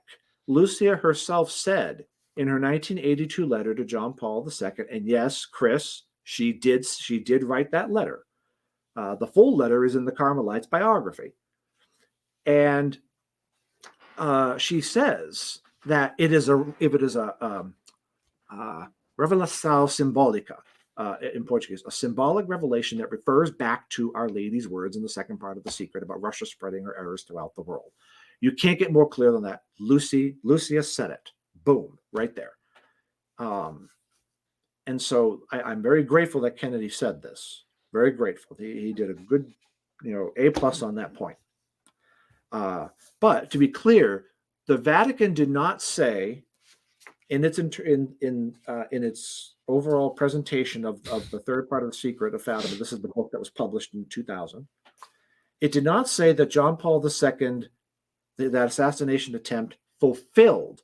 It said that there was a whole century of evil predicted in the third part of The Secret, the culmination of which was, at least especially as it regards the Pope, the assassination attempt, because it was the most obvious. A Pope was shot publicly, nearly died. He was on death's door. They had the death certificate waiting. And then miraculously, he came back, and Pope John Paul II himself attributed to a maternal hand that guided the bullet. Whether he's right or wrong, we can get into all of that. Does it fulfill the literal sense of it? Well, Cardinal Bertone said that he kind of believes that it does, because John Paul really was he really was right up on that line. I don't know if I agree with that, but again, if as Kennedy points, it's metaphorical. Was there to be a literal dying of the Pope, or does it mean something else? Is it a metaphor for something else? Exactly. But again, we're not getting into interpretation of the million and one interpretations. That's fine. Okay, you set that parameter, but this is where it could hurt you. So you have to know how to walk that very delicate line. All right, so I'm going to fast forward here to the 651 mark, roughly, because he starts getting into the question of the third part of Secret of Fatima in relation to Vatican II. The third secret also has been said to have been about the Second Vatican Council. I'm sorry, what? I heard an echo. A spiritual reality. The third secret also has been said to have been about the Second Vatican Council. This idea that there's just this Rome is in ruins and there's this terrible calamity and the popes are ridiculed as a result. That's an interpretation as well. So ultimately, we don't know exactly. There's one more thing. All right, so that he didn't mention it, but the point about referring to Vatican II does tie into what we said earlier about the Father Dolinger stuff. it can't be denied that if the third part of the Secret of Fatima refers to what would happen if Russia was not consecrated in time and all these bad things were going to happen, it is true that Vatican II, insofar as it happened right in the middle of all of this, it opens up that door to the question, what is the third part of the Secret of Fatima in relation to Vatican II? That is an honest, legitimate question. And different people will have different takes. Those who believe in the Father Dolinger stuff say that there's a direct prophecy about the Select Council and the Select Mass. I don't subscribe to that myself. I don't believe that at all. But the question remains, what is the relation of the spread of Russia's errors as they relate to Vatican II? Well, we covered this 2 years ago here on R&T in that webinar. And I'm happy to say that webinar is now the new chapter 13 of my book, made with some revisions and updates and changes in accordance with the book format and everything. So I will be going to a little bit more in depth on these sorts of matters. So now what we're going to read next here, is well, yeah, I kind of have to do this.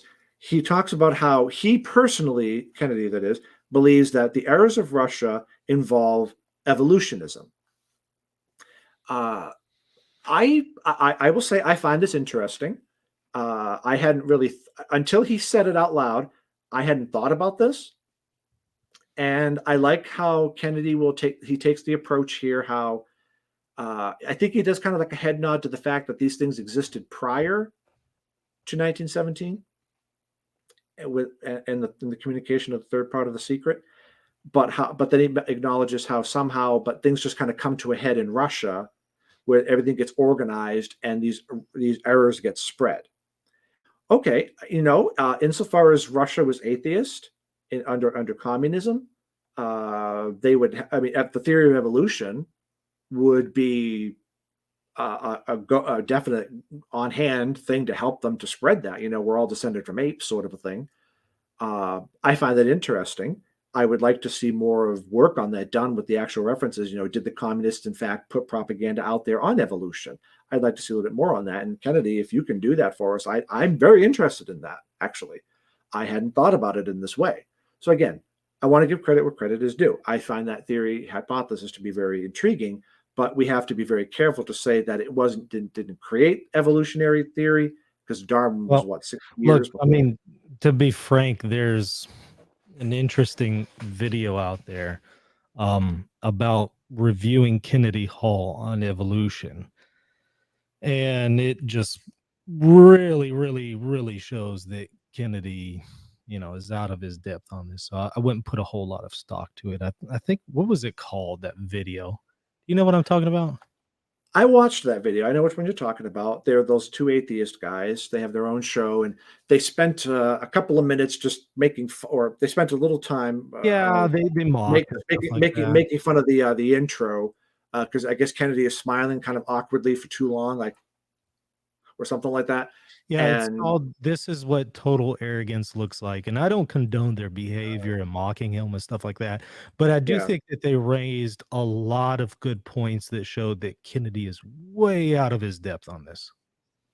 I got that impression too, from watching it. When divorcing it from the nastiness, as it were, that dare I say pettiness. But when they were making the points about why they thought Kennedy was wrong, I was like, yeah, they were pretty on point, But nevertheless, if Kennedy can do it, I would like to see a connection there between errors of Russia and how evolutionary theory plays into that. If there's historical grounds for that, I would definitely like to do it, or to see that. But then at about the 750 mark, he starts getting into the era of schism.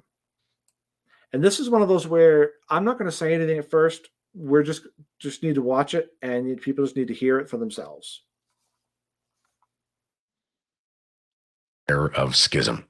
And I'm talking about real schism here, not the new church left Cath use of the word schism for everyone they disagree with. They use the word schism like leftists use the word racism. It means nothing the way they use it. But I'm talking about real schism. Anybody else think he was throwing shade at certain people here on the internet? I kind of got that impression. Let's hear it again. Pardon? Let's hear it again. Let's see. Another error that is common in the Russian story is the error of schism. And I'm talking about real schism here, not the New Church left Cath use of the word schism for everyone they disagree with. They use the word schism like leftists use the word racism. It means nothing the way they use it. What?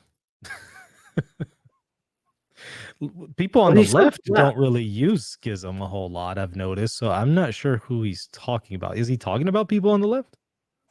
Well, that's where it's a little unclear. I'm kind of like, we're open to 1,000,001 interpretations here. And maybe we shouldn't get too deeply into it. I'm sorry. I just threw shade. I'm sorry. It's hard. He says on the left, and I'm like, well, how? What do you mean? In more detail, please. Unless he's lumping in people that just disagree with him or certain people that he labels as a personal problem and a threat to the church, somehow that they're all just on the left. We just dismiss them as left, and then that's all it. I don't know. Kennedy himself has to clarify this. I don't even know how to read him on this point. But I do walk away thinking I think he just kind of threw some shade at people. Yeah. I just my personal subject. I hope I'm wrong. But I invite him to clarify that. Okay, so now he's going to go into what he means by errors of the error of schism as it relates to Russia. But I'm talking about real schism. And if there are any Orthodox believers watching, please let me explain myself before it seems like I'm accusing the East of something. Just for a moment. Even if it could be argued that really it's the West, it's the Latin Church that has basically separated itself from communion with the East. It's kind of our fault. Let's just argue that for a second. It has to be admitted that in the East, in the Russian Orthodox Church, or in the East and with the Russian Orthodox Church, there have been numerous schisms and excommunications that continue to this day. And there seems to be this continual error of schism, this continual divorce of one communion from another. And this happens, as I said, all the time. Now, it says in the warnings about Fatima that the errors of Russia will spread. Well, if Pope Benedict is the Fatima Pope or is a fulfillment to this prophecy in some way,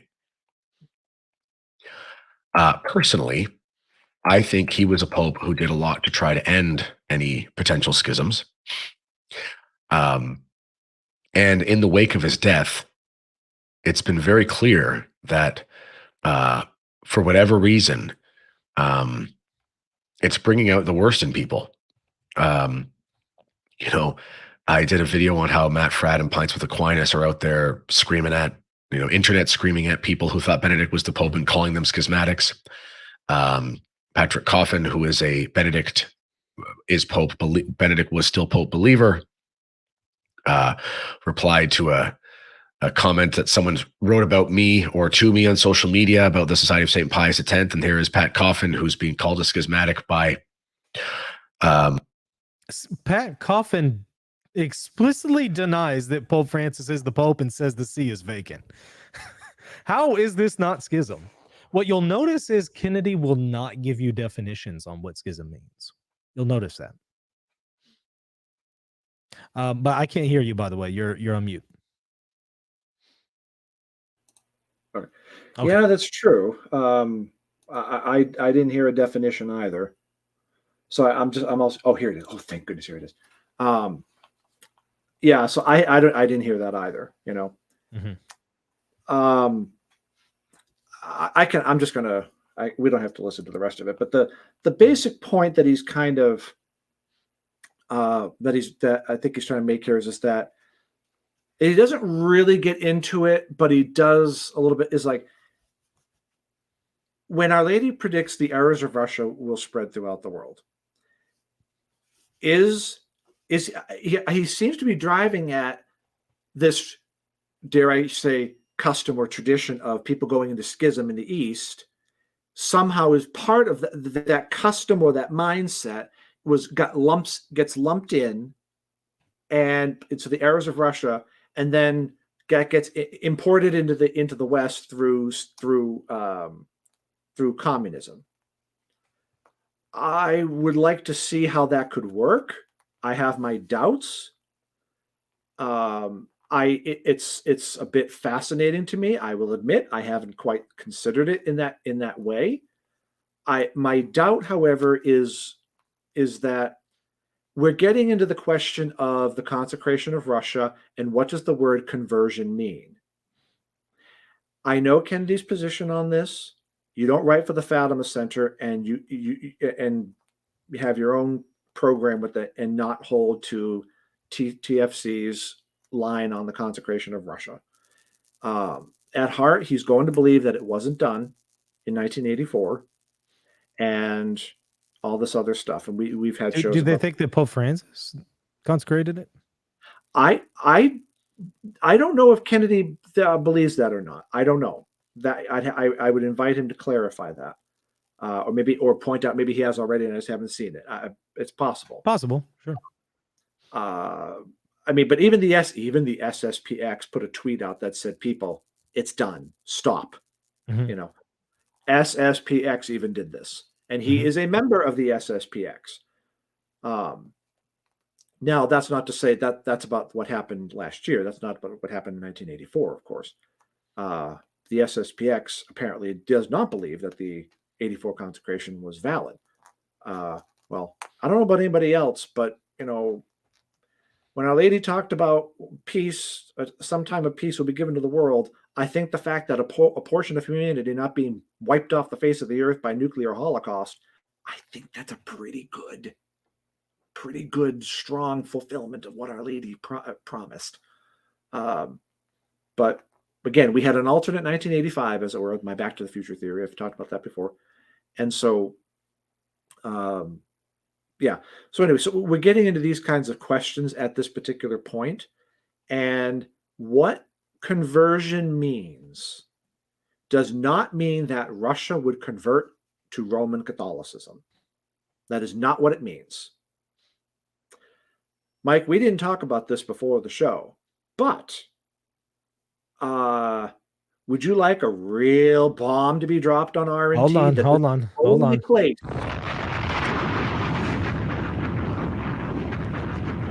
Funkmaster Flex bomb. Okay, I'm ready. Go ahead. This is the only place. What you all are about to see, R&T this is the scoop. The scoop. You only can go here on R&T to watch this. Sister Lucia herself stated that it was not about the conversion of Russia to Roman Catholicism. Kevin, how can you say this? Where does she say this? Isn't this a blockbuster piece of news if she said this? Like, isn't that huge news? Yeah, it is actually. And I'm about to show you something that has never been published before. But I have to be very careful because I'm just going to show a piece of it so that I don't get into trouble. Here, I'll play another sound effect while we're waiting. Buy some time. People wanted more of the bomb, so. All right, hold on. Let me add on the screen. Yeah. Is it showing up? Okay. Mm-hmm. Everybody, what you are seeing here is the reserved manuscript in front of Kenny Tull of Father Joseph Schweigel's 4-page report to the Council Fathers of Vatican II. This has never been published to the best of my knowledge, but I received a copy of it. I received a copy of it from You're on mute. You're on mute. Or I can't hear you. I'm not on mute. Okay. I couldn't hear you. For some reason, my soundboard muted you. Go ahead. I'm sorry. I think it was maybe hearing the last of the sound effect. Maybe. I don't know.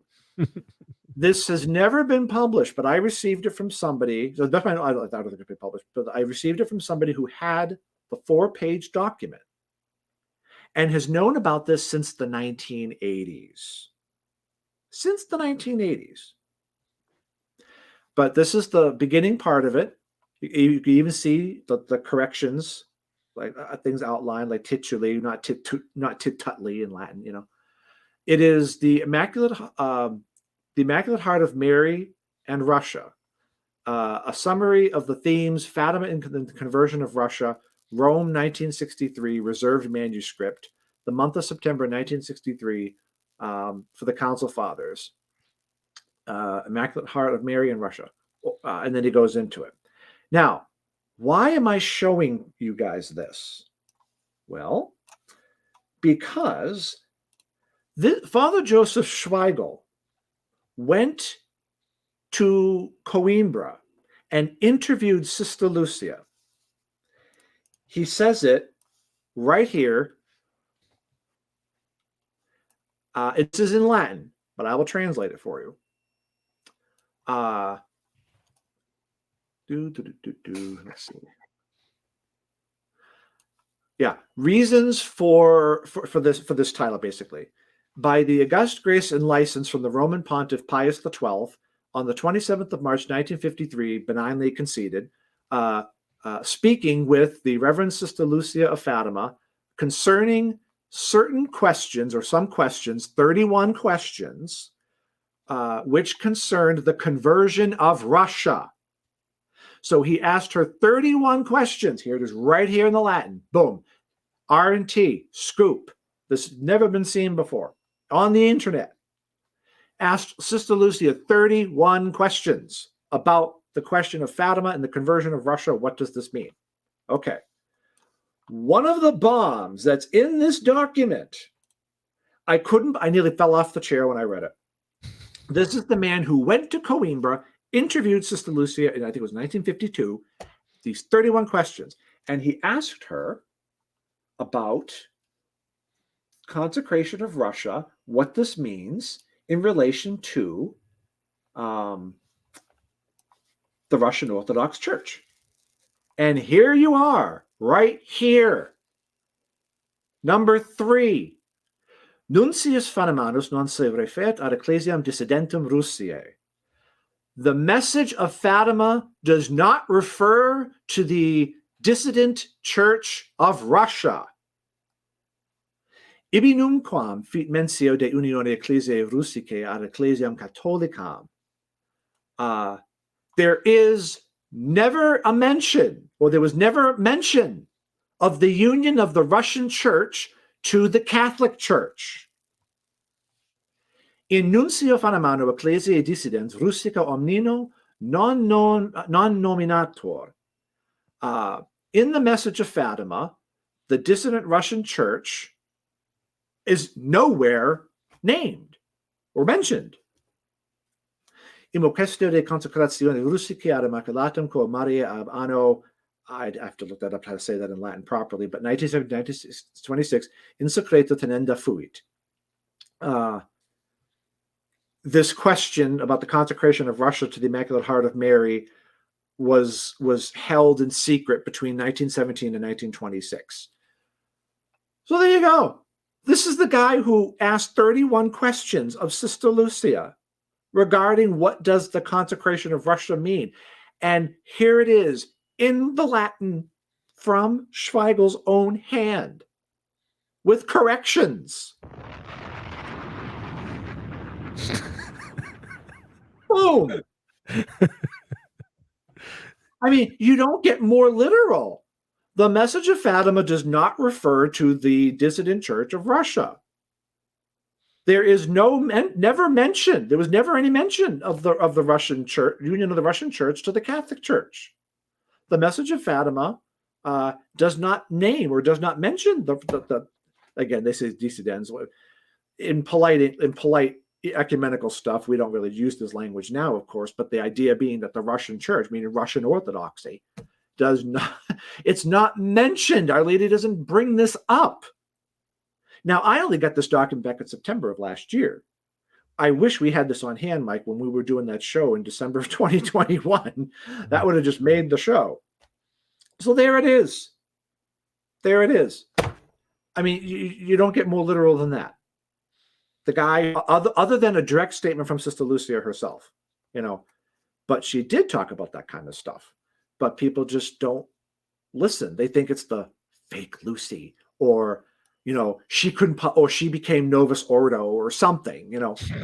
It's we're to the point of where it's hard to realize or to see what is truth. Quidus veritas. Cactoid Jim is asking how come it hasn't been published. I honestly do not know the answer to that question. Here's what I do know. It's a reserved manuscript. It was intended for publication only with the Council Fathers. How my source got it, I do not know. But this is the text.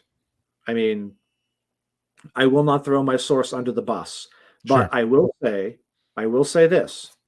If anybody dares to challenge me as to the authenticity of this document, because I'm not revealing my sources, I will tell you that if you go that route, and if you contact me privately, if you say anything publicly, I still can't do anything publicly. But if you contact me privately, I will tell you who my source is. Fair enough. At the emails. Fair but enough. To traditional Catholics on Fatima, it is an unimpeachable source. Okay, fair enough. And so it is the real deal. And so this isn't like, and this was 1952, 1963. So we're not even talking fake Lucy at this point. So nobody can dismiss this as fake Lucy. Mm-hmm. Okay. And I know that's. But what do you think about somebody who would cite fake Lucy theories to, justify claims? I mean, your honest impression. I have to be careful when answering this question. And aren't there experts? I mean, didn't John Henry Weston interview some doctor expert the other day? I mean, Dr. Peter Wojnowski a few weeks ago. Mm-hmm. I have to be very careful about what I say on this subject, because quite frankly, I have concerns that there will be legal ramifications about whatever I say. So I can say this. I think the best people to answer this question of the fake Lucy hypothesis are the authorities. I'm not talking about Rome. I'm talking about the postulators for the cause of Sister Lucia. Mm-hmm. I've been getting, since that very interview that you mentioned, Mike, with John Henry Weston, I have gotten several emails from people, and I can't tell if they're being sincere with me or not. But some people, they write nicely, but it's like, I don't know who you are. And I'm very careful about what I say. And somebody did this with me recently. And I said to them, if you already believe this, then I can't do anything for you. You need to talk to the authorities. Like, go contact the postulation for Sister's cause. And he was like, well, where are they? And I said to myself, if I have to show you that, you don't do a Google search, then I kind of already know what's going on here. But I didn't write that back to him. But you need to talk to the authorities, like Sister Angela Coelho, who is the vice postulator for the cause of Sister Lucia. I forget. I think it's a Carmelite priest. I think is the postulator himself, but I'm not sure. But the authorities, this to the level where the authorities themselves need to address this. I specialize in questions on the third part of the Secret of Fatima. And so in all humility, I have to be honest and say that this is a bit out of my field. It's related, of course, but the authorities need to address this point. And as I understand it, this is also an RNT exclusive. I always love giving RNT exclusive. Yeah, you just hit 30,000 subscribers. Let's try to get that to 31,000, right? And beyond. To 31 and beyond. And beyond. There is talk, actually. There is talk about this being addressed. And I have offered myself to be a part of those negotiations and discussions and all of that, because I do have a rather unique contribution to that story. I know how this got started, the more recent efforts. I know that because I know the person in question. And I'd like to offer that as a contribution to these discussions so that the authorities know more deeply what's going on. And I just think it's best. So I refer people, if you want to know if you want to ask this question, you need to start petitioning the postulation. Lucia.pt is one place you can start. LUCIA.pt. I think they have an English section on the website. But that's where what good would that do? It will let them know, the postulation know, that this is a very serious issue. This is a very notable issue here in the English-speaking world, and that they need to be aware of serious issue. You don't mean one with merit. You mean there's a lot of people peddling this view, correct? There are a lot of people who are being influenced by it. Yeah. And I think that the postulation needs to address it because of the vast implications of this hypothesis. What about the family members? Haven't they just basically confirmed that there's no such? Her niece just died last year. She was 102 years old. She knew Lucia before the transfer to the Carmel of Coimbra in 1948. Because if you do the math, the niece was born around 1920. So we're talking like right after Jacinta's death, and the niece knew, and she was very open. She greeted pilgrims and everything. There's videos of her on YouTube. She never once said, "That's not my aunt." So the only real way to get around that is to say, well, they must have been bought off. They must have been fill in the blank, but it avers shady dealings. That's the only way that people are going to get around that, but no, people need to talk to the postulation, because these are the people who have access to all of these documents. And unless you want to impugn the honor, character, and integrity of the postulators, which I will tell you right now, they won't tolerate that nonsense. Oh, they're just new church, and they're deep church, deep state church. Vigano warned us about them. Mm-hmm. Yeah, it's just my head hurts, my back hurts, my head hurts. Just stop, please, because you're talking about. No, I said I won't get into that.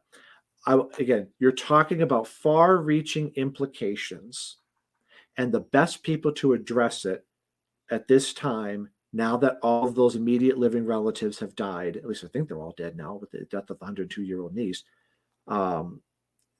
the postulation is the most authoritative group at this time.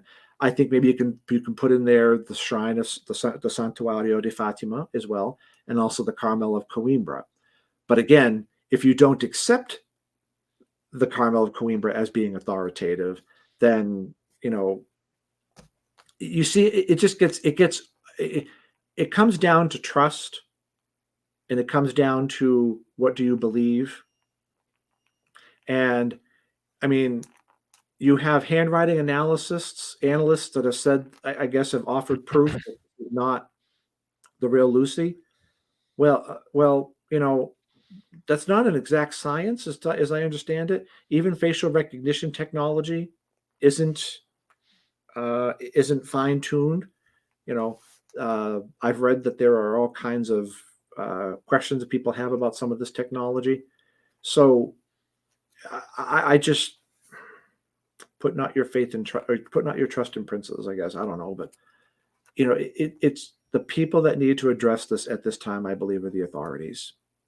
And I'm not an authority in this particular area. I'm really not an authority at all when you really sit and think about it. I don't work for the Shrine of Fatima.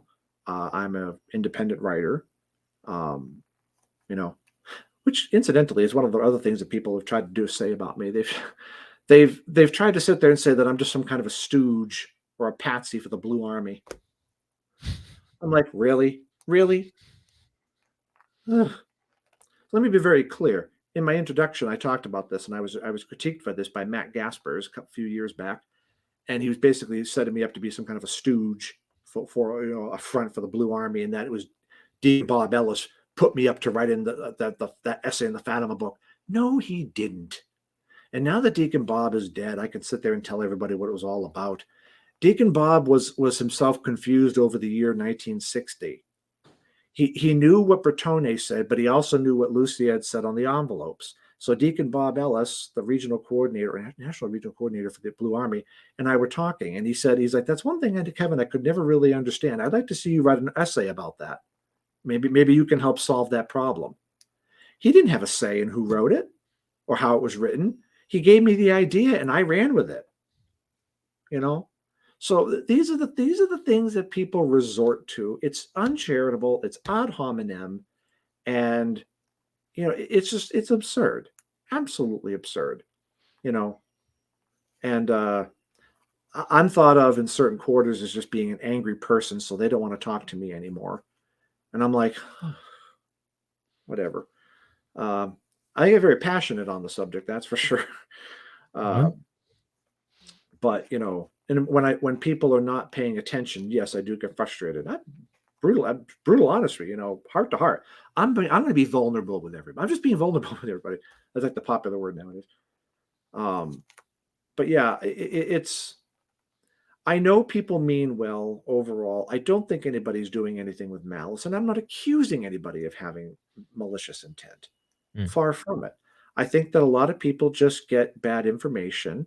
They put ideas, or they get an idea in their head, and it's predetermined, and they're going to just run with it. Matter of fact, can we watch a really hilarious video that shows this? Mm-hmm.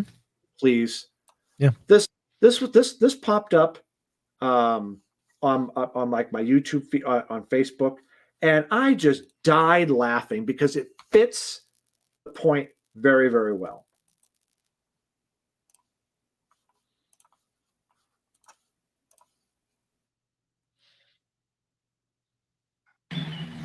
Oh my! That was a gunshot! Kenneth. Everyone get your heads down! Kenneth. That was a drive-by attempt, Frank! Kenneth, that was a neighbor's car backfiring. They're coming for the eggs! Kenneth! They're coming for the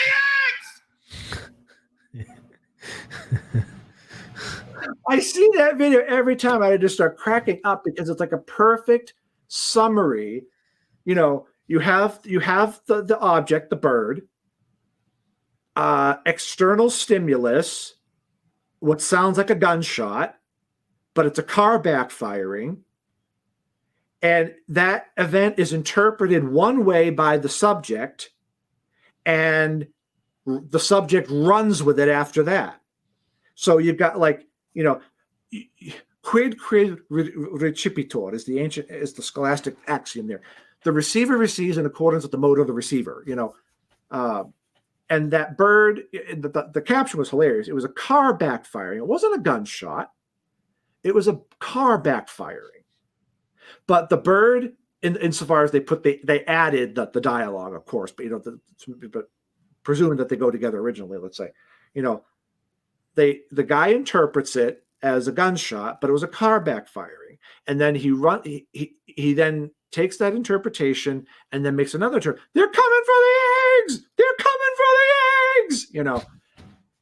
That's that alarmism that we see so frequently that comes with this. Event, interpretation, execution. They're coming for the eggs. We see this happen far too often. You have an event, people interpret it according to their best light, and they execute that interpretation. They're coming for the eggs. So we're backfiring. Ain't nobody coming for the eggs.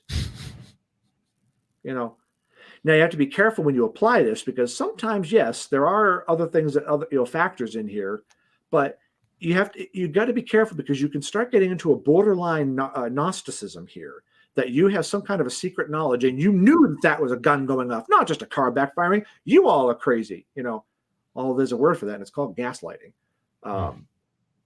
And that's not what's going on here. You have to have the right tools in order to interpret an event, the noise in this case. The noise could be a gun going off. So how do we know? I mean, how do we know it wasn't a gun going off? We don't see a gun. We don't see the car, you know. Some context would be very helpful, you know. I kind of think of National Lampoon's Christmas Vacation, that the bird and the voice kind of reminds me of the cousin Eddie. It kind of reminds me of that. You interpret things a certain way. So like when the husband, when Chevy, what's his name? The husband and the Chevy father. Chase. Yeah. Chevy Chase. He makes an off the wall comment, and cousin Eddie interprets it literally as he's going to go and kidnap Chevy Chase's boss. You know, no. There's a question here for you from Sean Matthew. Why do you think some people get so obsessed with Fatima? They seem to care more about it than public revelation itself. I'm glad you asked, why do you think? Because that asks for my private subjective opinion as opposed to what in fact be the reality. My private subjective opinion on that is Fatima was such a profound explosion of the supernatural. I forget who said that originally, but it was a profound explosion of the supernatural in our world that we're still picking up the pieces to this day. And again, people interpret according to their best lights. And we have had a lot of tumultuous times in the church since then. A lot of people are looking for answers. And some of the theories and hypotheses that have been put out there by groups or organizations offer those answers. Unfortunately, in the words of Dr. Joaquin Navarro-Valls back in May of 2000, there are those who illegally appropriated certain aspects of the message of Fatima, like the warnings on communism, for instance. There's one thing to tell people, Our Lady warned about communism. Basically, she didn't do it by name, but we know that now in light of hindsight. But we have to have a right way and a wrong way. There's a right way and a wrong way to understand this. You know, when people are blanket accusing princes of the church of having dastardly deeds and all this other stuff, and you have no proof of it, well, there are words for that, like slander, libel, calumny, character assassination. You know, if you can prove it, fine. But, and by all means, like I get critiqued, for instance, because I defend Cardinal Sedano and Bertone on various things that they said about Fatima. Not everything, but some things. And they say, but what about, but Kevin, what about what Vigano says? You know, Vigano said this, that, or the other thing. And I'm going, Sedano is dead. Bertone is close to 90, I think now. I think he was born 1934, I think. So yeah, he's quite up there now. You know, I don't know them personally. I can't judge what people say about them. What Vigano said may or may not be true. I wasn't there. And that's not to cast doubt or aspersions upon what he said. I'm just simply saying I wasn't there. He's offered no corroborating evidence. I don't think, correct me, did he offer corroborating evidence? Mike? I don't know. I don't think he did. It's just his say-so in his testimonianza from August of 2018. Yeah. So people have been very quick to seize upon that. Matter of fact, there was a debate recently with John Salza, or a discussion with John Salza, and he took questions and answers. And there's one guy kept trying to argue and saying, but Vigano said, and you know, Salza, he's a lawyer. I warn people, don't mess with the lawyers, you know, unless you know what you're doing. That's one of the reasons why I chose to debate I accepted the invite to debate Ferrara, Christopher Ferrara, was because this is a guy who has a respectable law legal career, and argues and wins cases in front of the United States Supreme Court. You normally ain't going to go up against somebody like that unless you know what you're talking about. And I was very confident in what I was talking about. So, you know, and contrary to how some people may think, I do respect Chris. Yes, I do. yeah, I throw little grenades over the wall every so often, But yeah, I mean, yeah, I do. I'm not gonna lie. I throw grenades over the wall, and he threw grenades over at me too. I mean, it's just like practically friendly fire in some respects. Um, just to let the other know we're still around. But that's fine. Yeah, I don't dislike the guy. I just disagree. But I think we have more in common. We both love the church. We both care deeply for the church and are seeking answers for these troubles that I mentioned earlier. So we just don't agree we just don't agree on some of those answers. That's fine. There's room. There's plenty. There's plenty of space in the church for to have respectful disagreements on certain things. What did Salsa say though? Oh, Salsa shot back and said, "So what?" Oh yeah, I remember this. I saw that. Yeah. It was around the 100. It was around the 1 hour 50-second mark, 52-minute mark. I almost died laughing. I was like, "Oh no way!" He's like, "So what? What is he? What does that prove?" And I'm going, "Aha!" See, somebody says it out loud. But people have latched on to like every word that comes out of Vigano's mouth. I'm going to tell you something. I suspect that there's more coming down the pipeline. We're only getting the tip of the iceberg. I think we're going to find out about things. What Vigano's been up to the past 4 years. I'm just going to leave it at that. I agree with you. Leave it at that. He said he was going to go quiet. He was just going to ride off into. Here's my testimonial. I'm going to ride off into the sunset now because reasons, And he's done anything but. Right. He has yet to respond to me. I wrote and published matter of fact, here it is right here. I published an essay in the Revista Teologica di Lugano. The Third Secret Fatima has not been published. A response to recent doubts. Here it is right here.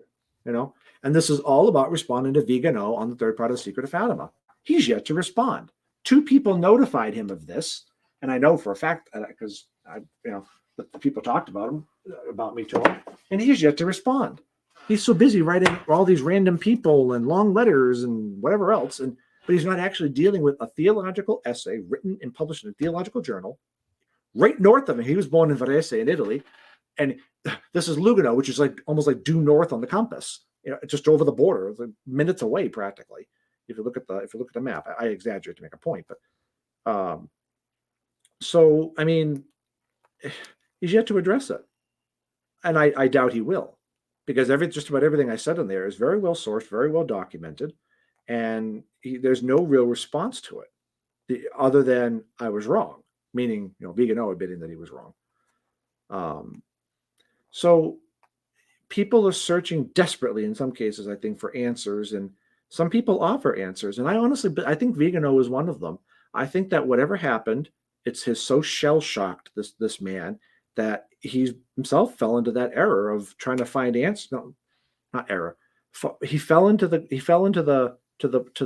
group of I'm looking for answers for these things to make sense of it. And well-intentioned, there's nothing wrong with that search, but you have to be judicious in selective in your sources and stuff. I don't really see that happening with Vigano's. When people keep on going, Vigano said, Vigano, the guy in the video is mispronouncing Vigano's name. He kept putting the accent on the A, Vigano. And Salsa speaks Italian fluently. The only thing that would have made his response to that guy better would have been, so first of all, it's Vigano, not Vigano. Okay. And second, so what? Yeah, that would have been really hilarious. Did I ever tell you I met John Salza? Did I ever tell you that? Mm-mm. Yeah, he and I met at the Angelus press conference when I debated with Ferrara back in October 2017. So he was kind to me. He was selling his books at a table there at the SSPX conference. Yeah, he was kind and talking to me. We didn't agree at that time, of course, but he was kind and respectful to me. I've got nothing personal against him. So yeah, he's going to be on Pints with Aquinas tomorrow. Really? Mm-hmm. Oh, yeah. Yeah. Well, there you go. It's It's gonna be interesting. They're talking about sedevacantism, SSPX, and schism. Oh dear. Yeah, Paul seems to have the market on that these days. And I say that in not to be rude. I'm saying he seems to be having the market on that these days, like talking about that Sure. that subject, I think so. and very adroitly as well, I might add. Yes. Yeah.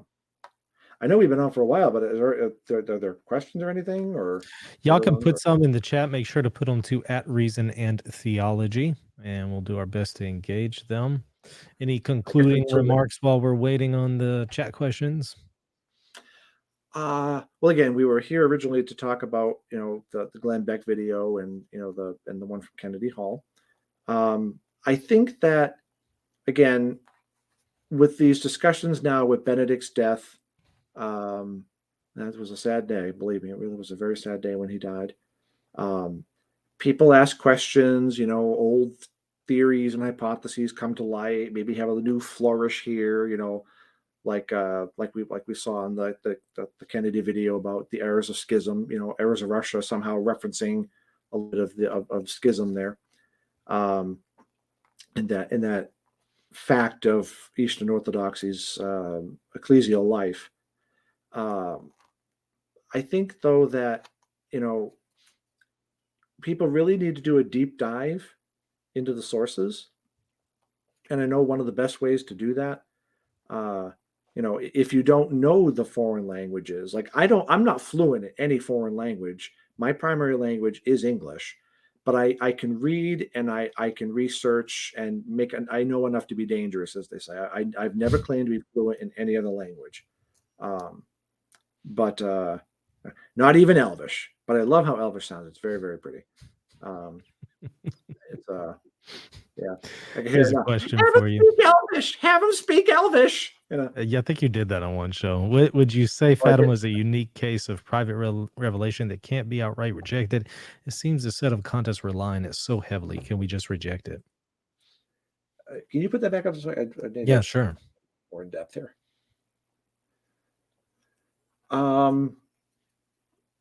It is unique, I would say, because you had the miracle of the Son witnessed by so many people. That in and of itself is unique. That particular aspect. Outright rejected, outright rejected there's a couple of different ways we can look at that word. We can look at it from a pious ear perspective and a non-pious ear. What do I mean by that? When people hear that any private revelation is not binding, and things like what Ratzinger said in his commentary, it is a help that is offered, but which is not necessary to accept to be saved. So if you die never having done the 5 First Saturday devotion, let's say, you can still go to heaven. But if you die and let's say you don't believe that the Pope is infallible, well, you got a problem, or if you die excommunicated, you've got a problem.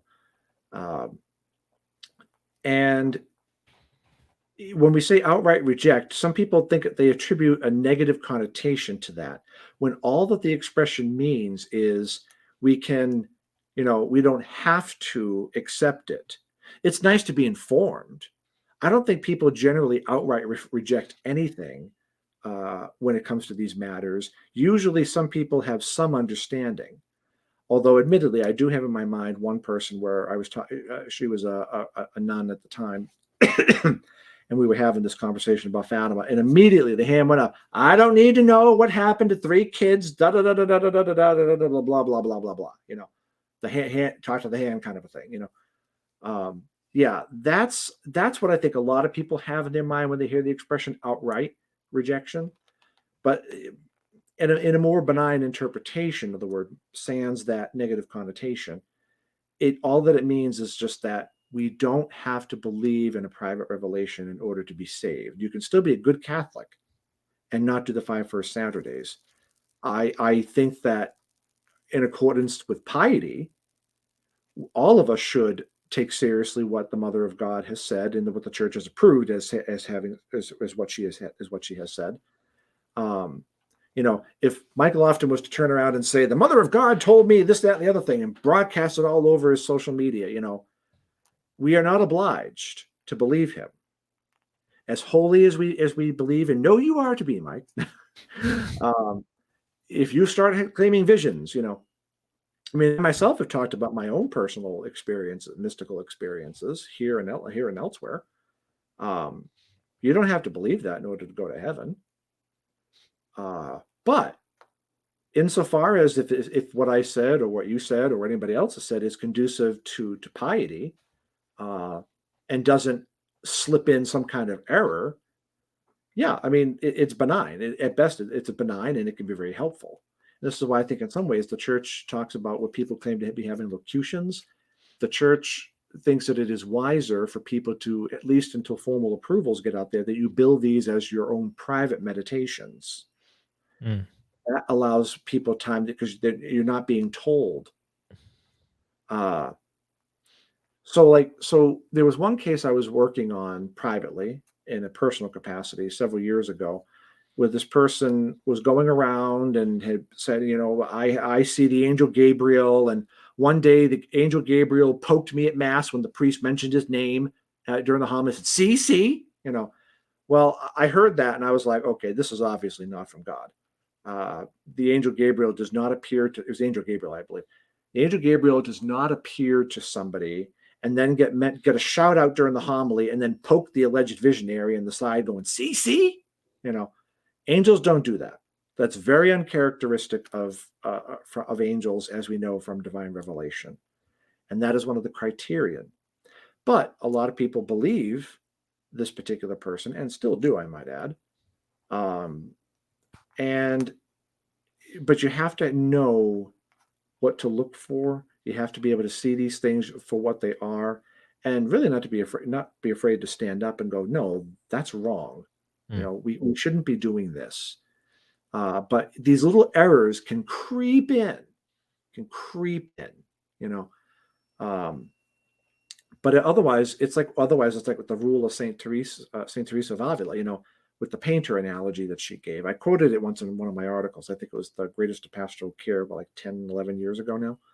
And I said something she said about how even if the devil were to throw something at us that was meant to distract us from the Lord, but in fact ends up drawing us closer to him, she was okay with that, because you use the devil's tools against him to grow in union with Christ, but you have to have wise spiritual directors to help with that. Very seldom is the person themselves that can do that,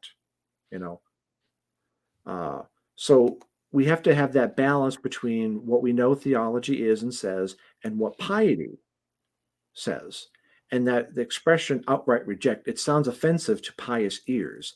But when you look at it in the spirit in which it was intended, the theological tradition, it means something quite different. And if you want more of a serious example of these kinds of things, my book on the Third Party Secret of Fatima has a whole chapter talking about the scholarly studies of Father Edward Dani in relation to Joseph Ratzinger, and some of the influence that was, what precisely was that influence. And I think I get into that point of the pious versus more of that academic kind of stuff. So you get to see it spelled out gloriously in that area. I think that's it for the chat questions. We'll go ahead and wrap it up there. We'll be going about 2 hours and 20 minutes here, long marathon stream. So I think we accomplished a lot of ground. I appreciate you coming on and doing this. Very helpful. Yeah, I hope it's well received. Like I said, just to reiterate, I mean no ill will towards anybody. I just saw these videos and I said, I think maybe we should offer some kind of response just to kind of keep people on the straight and narrow here, I think this was incredibly helpful. So I appreciate you taking your time out to come on and do this. Thank you so much. And everybody hit that like button and the subscribe button if you haven't already. Go ahead and, become a channel member to help grow this channel. And also, if you want to support me, patreon.com/reason and theology. You'll also get extra access to content if you do that. See you later. God bless. Is it possible that ancient aliens created other ancient aliens? Ancient alien theorists say yes. But then, is it also possible that ancient aliens created the ancient alien theorists? And are the ancient aliens and ancient alien theorists led by the Vatican, headed by the Pope? Ancient alien theorists and certain unnamed Catholic YouTubers say yes. Tired of Catholic shows that peddle conspiracy theories that sound like something out of an Ancient Aliens episode? Check out Reason and Theology for a more reasonable take.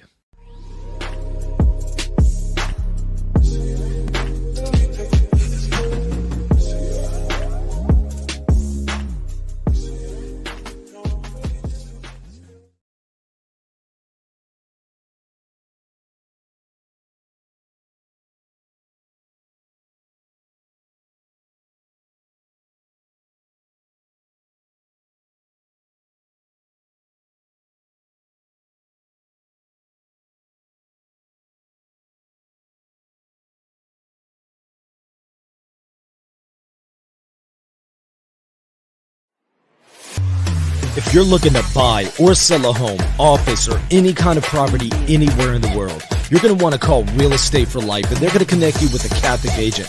Now, that agent will donate a portion of their commission upon sale, and Real Estate for Life will donate 75% of that gift to a pro-life organization at no cost to you. Call Real Estate for Life at 1-877-LIFE-US1 or text them 248-431-1440. If you care about the pro-life cause, call them now.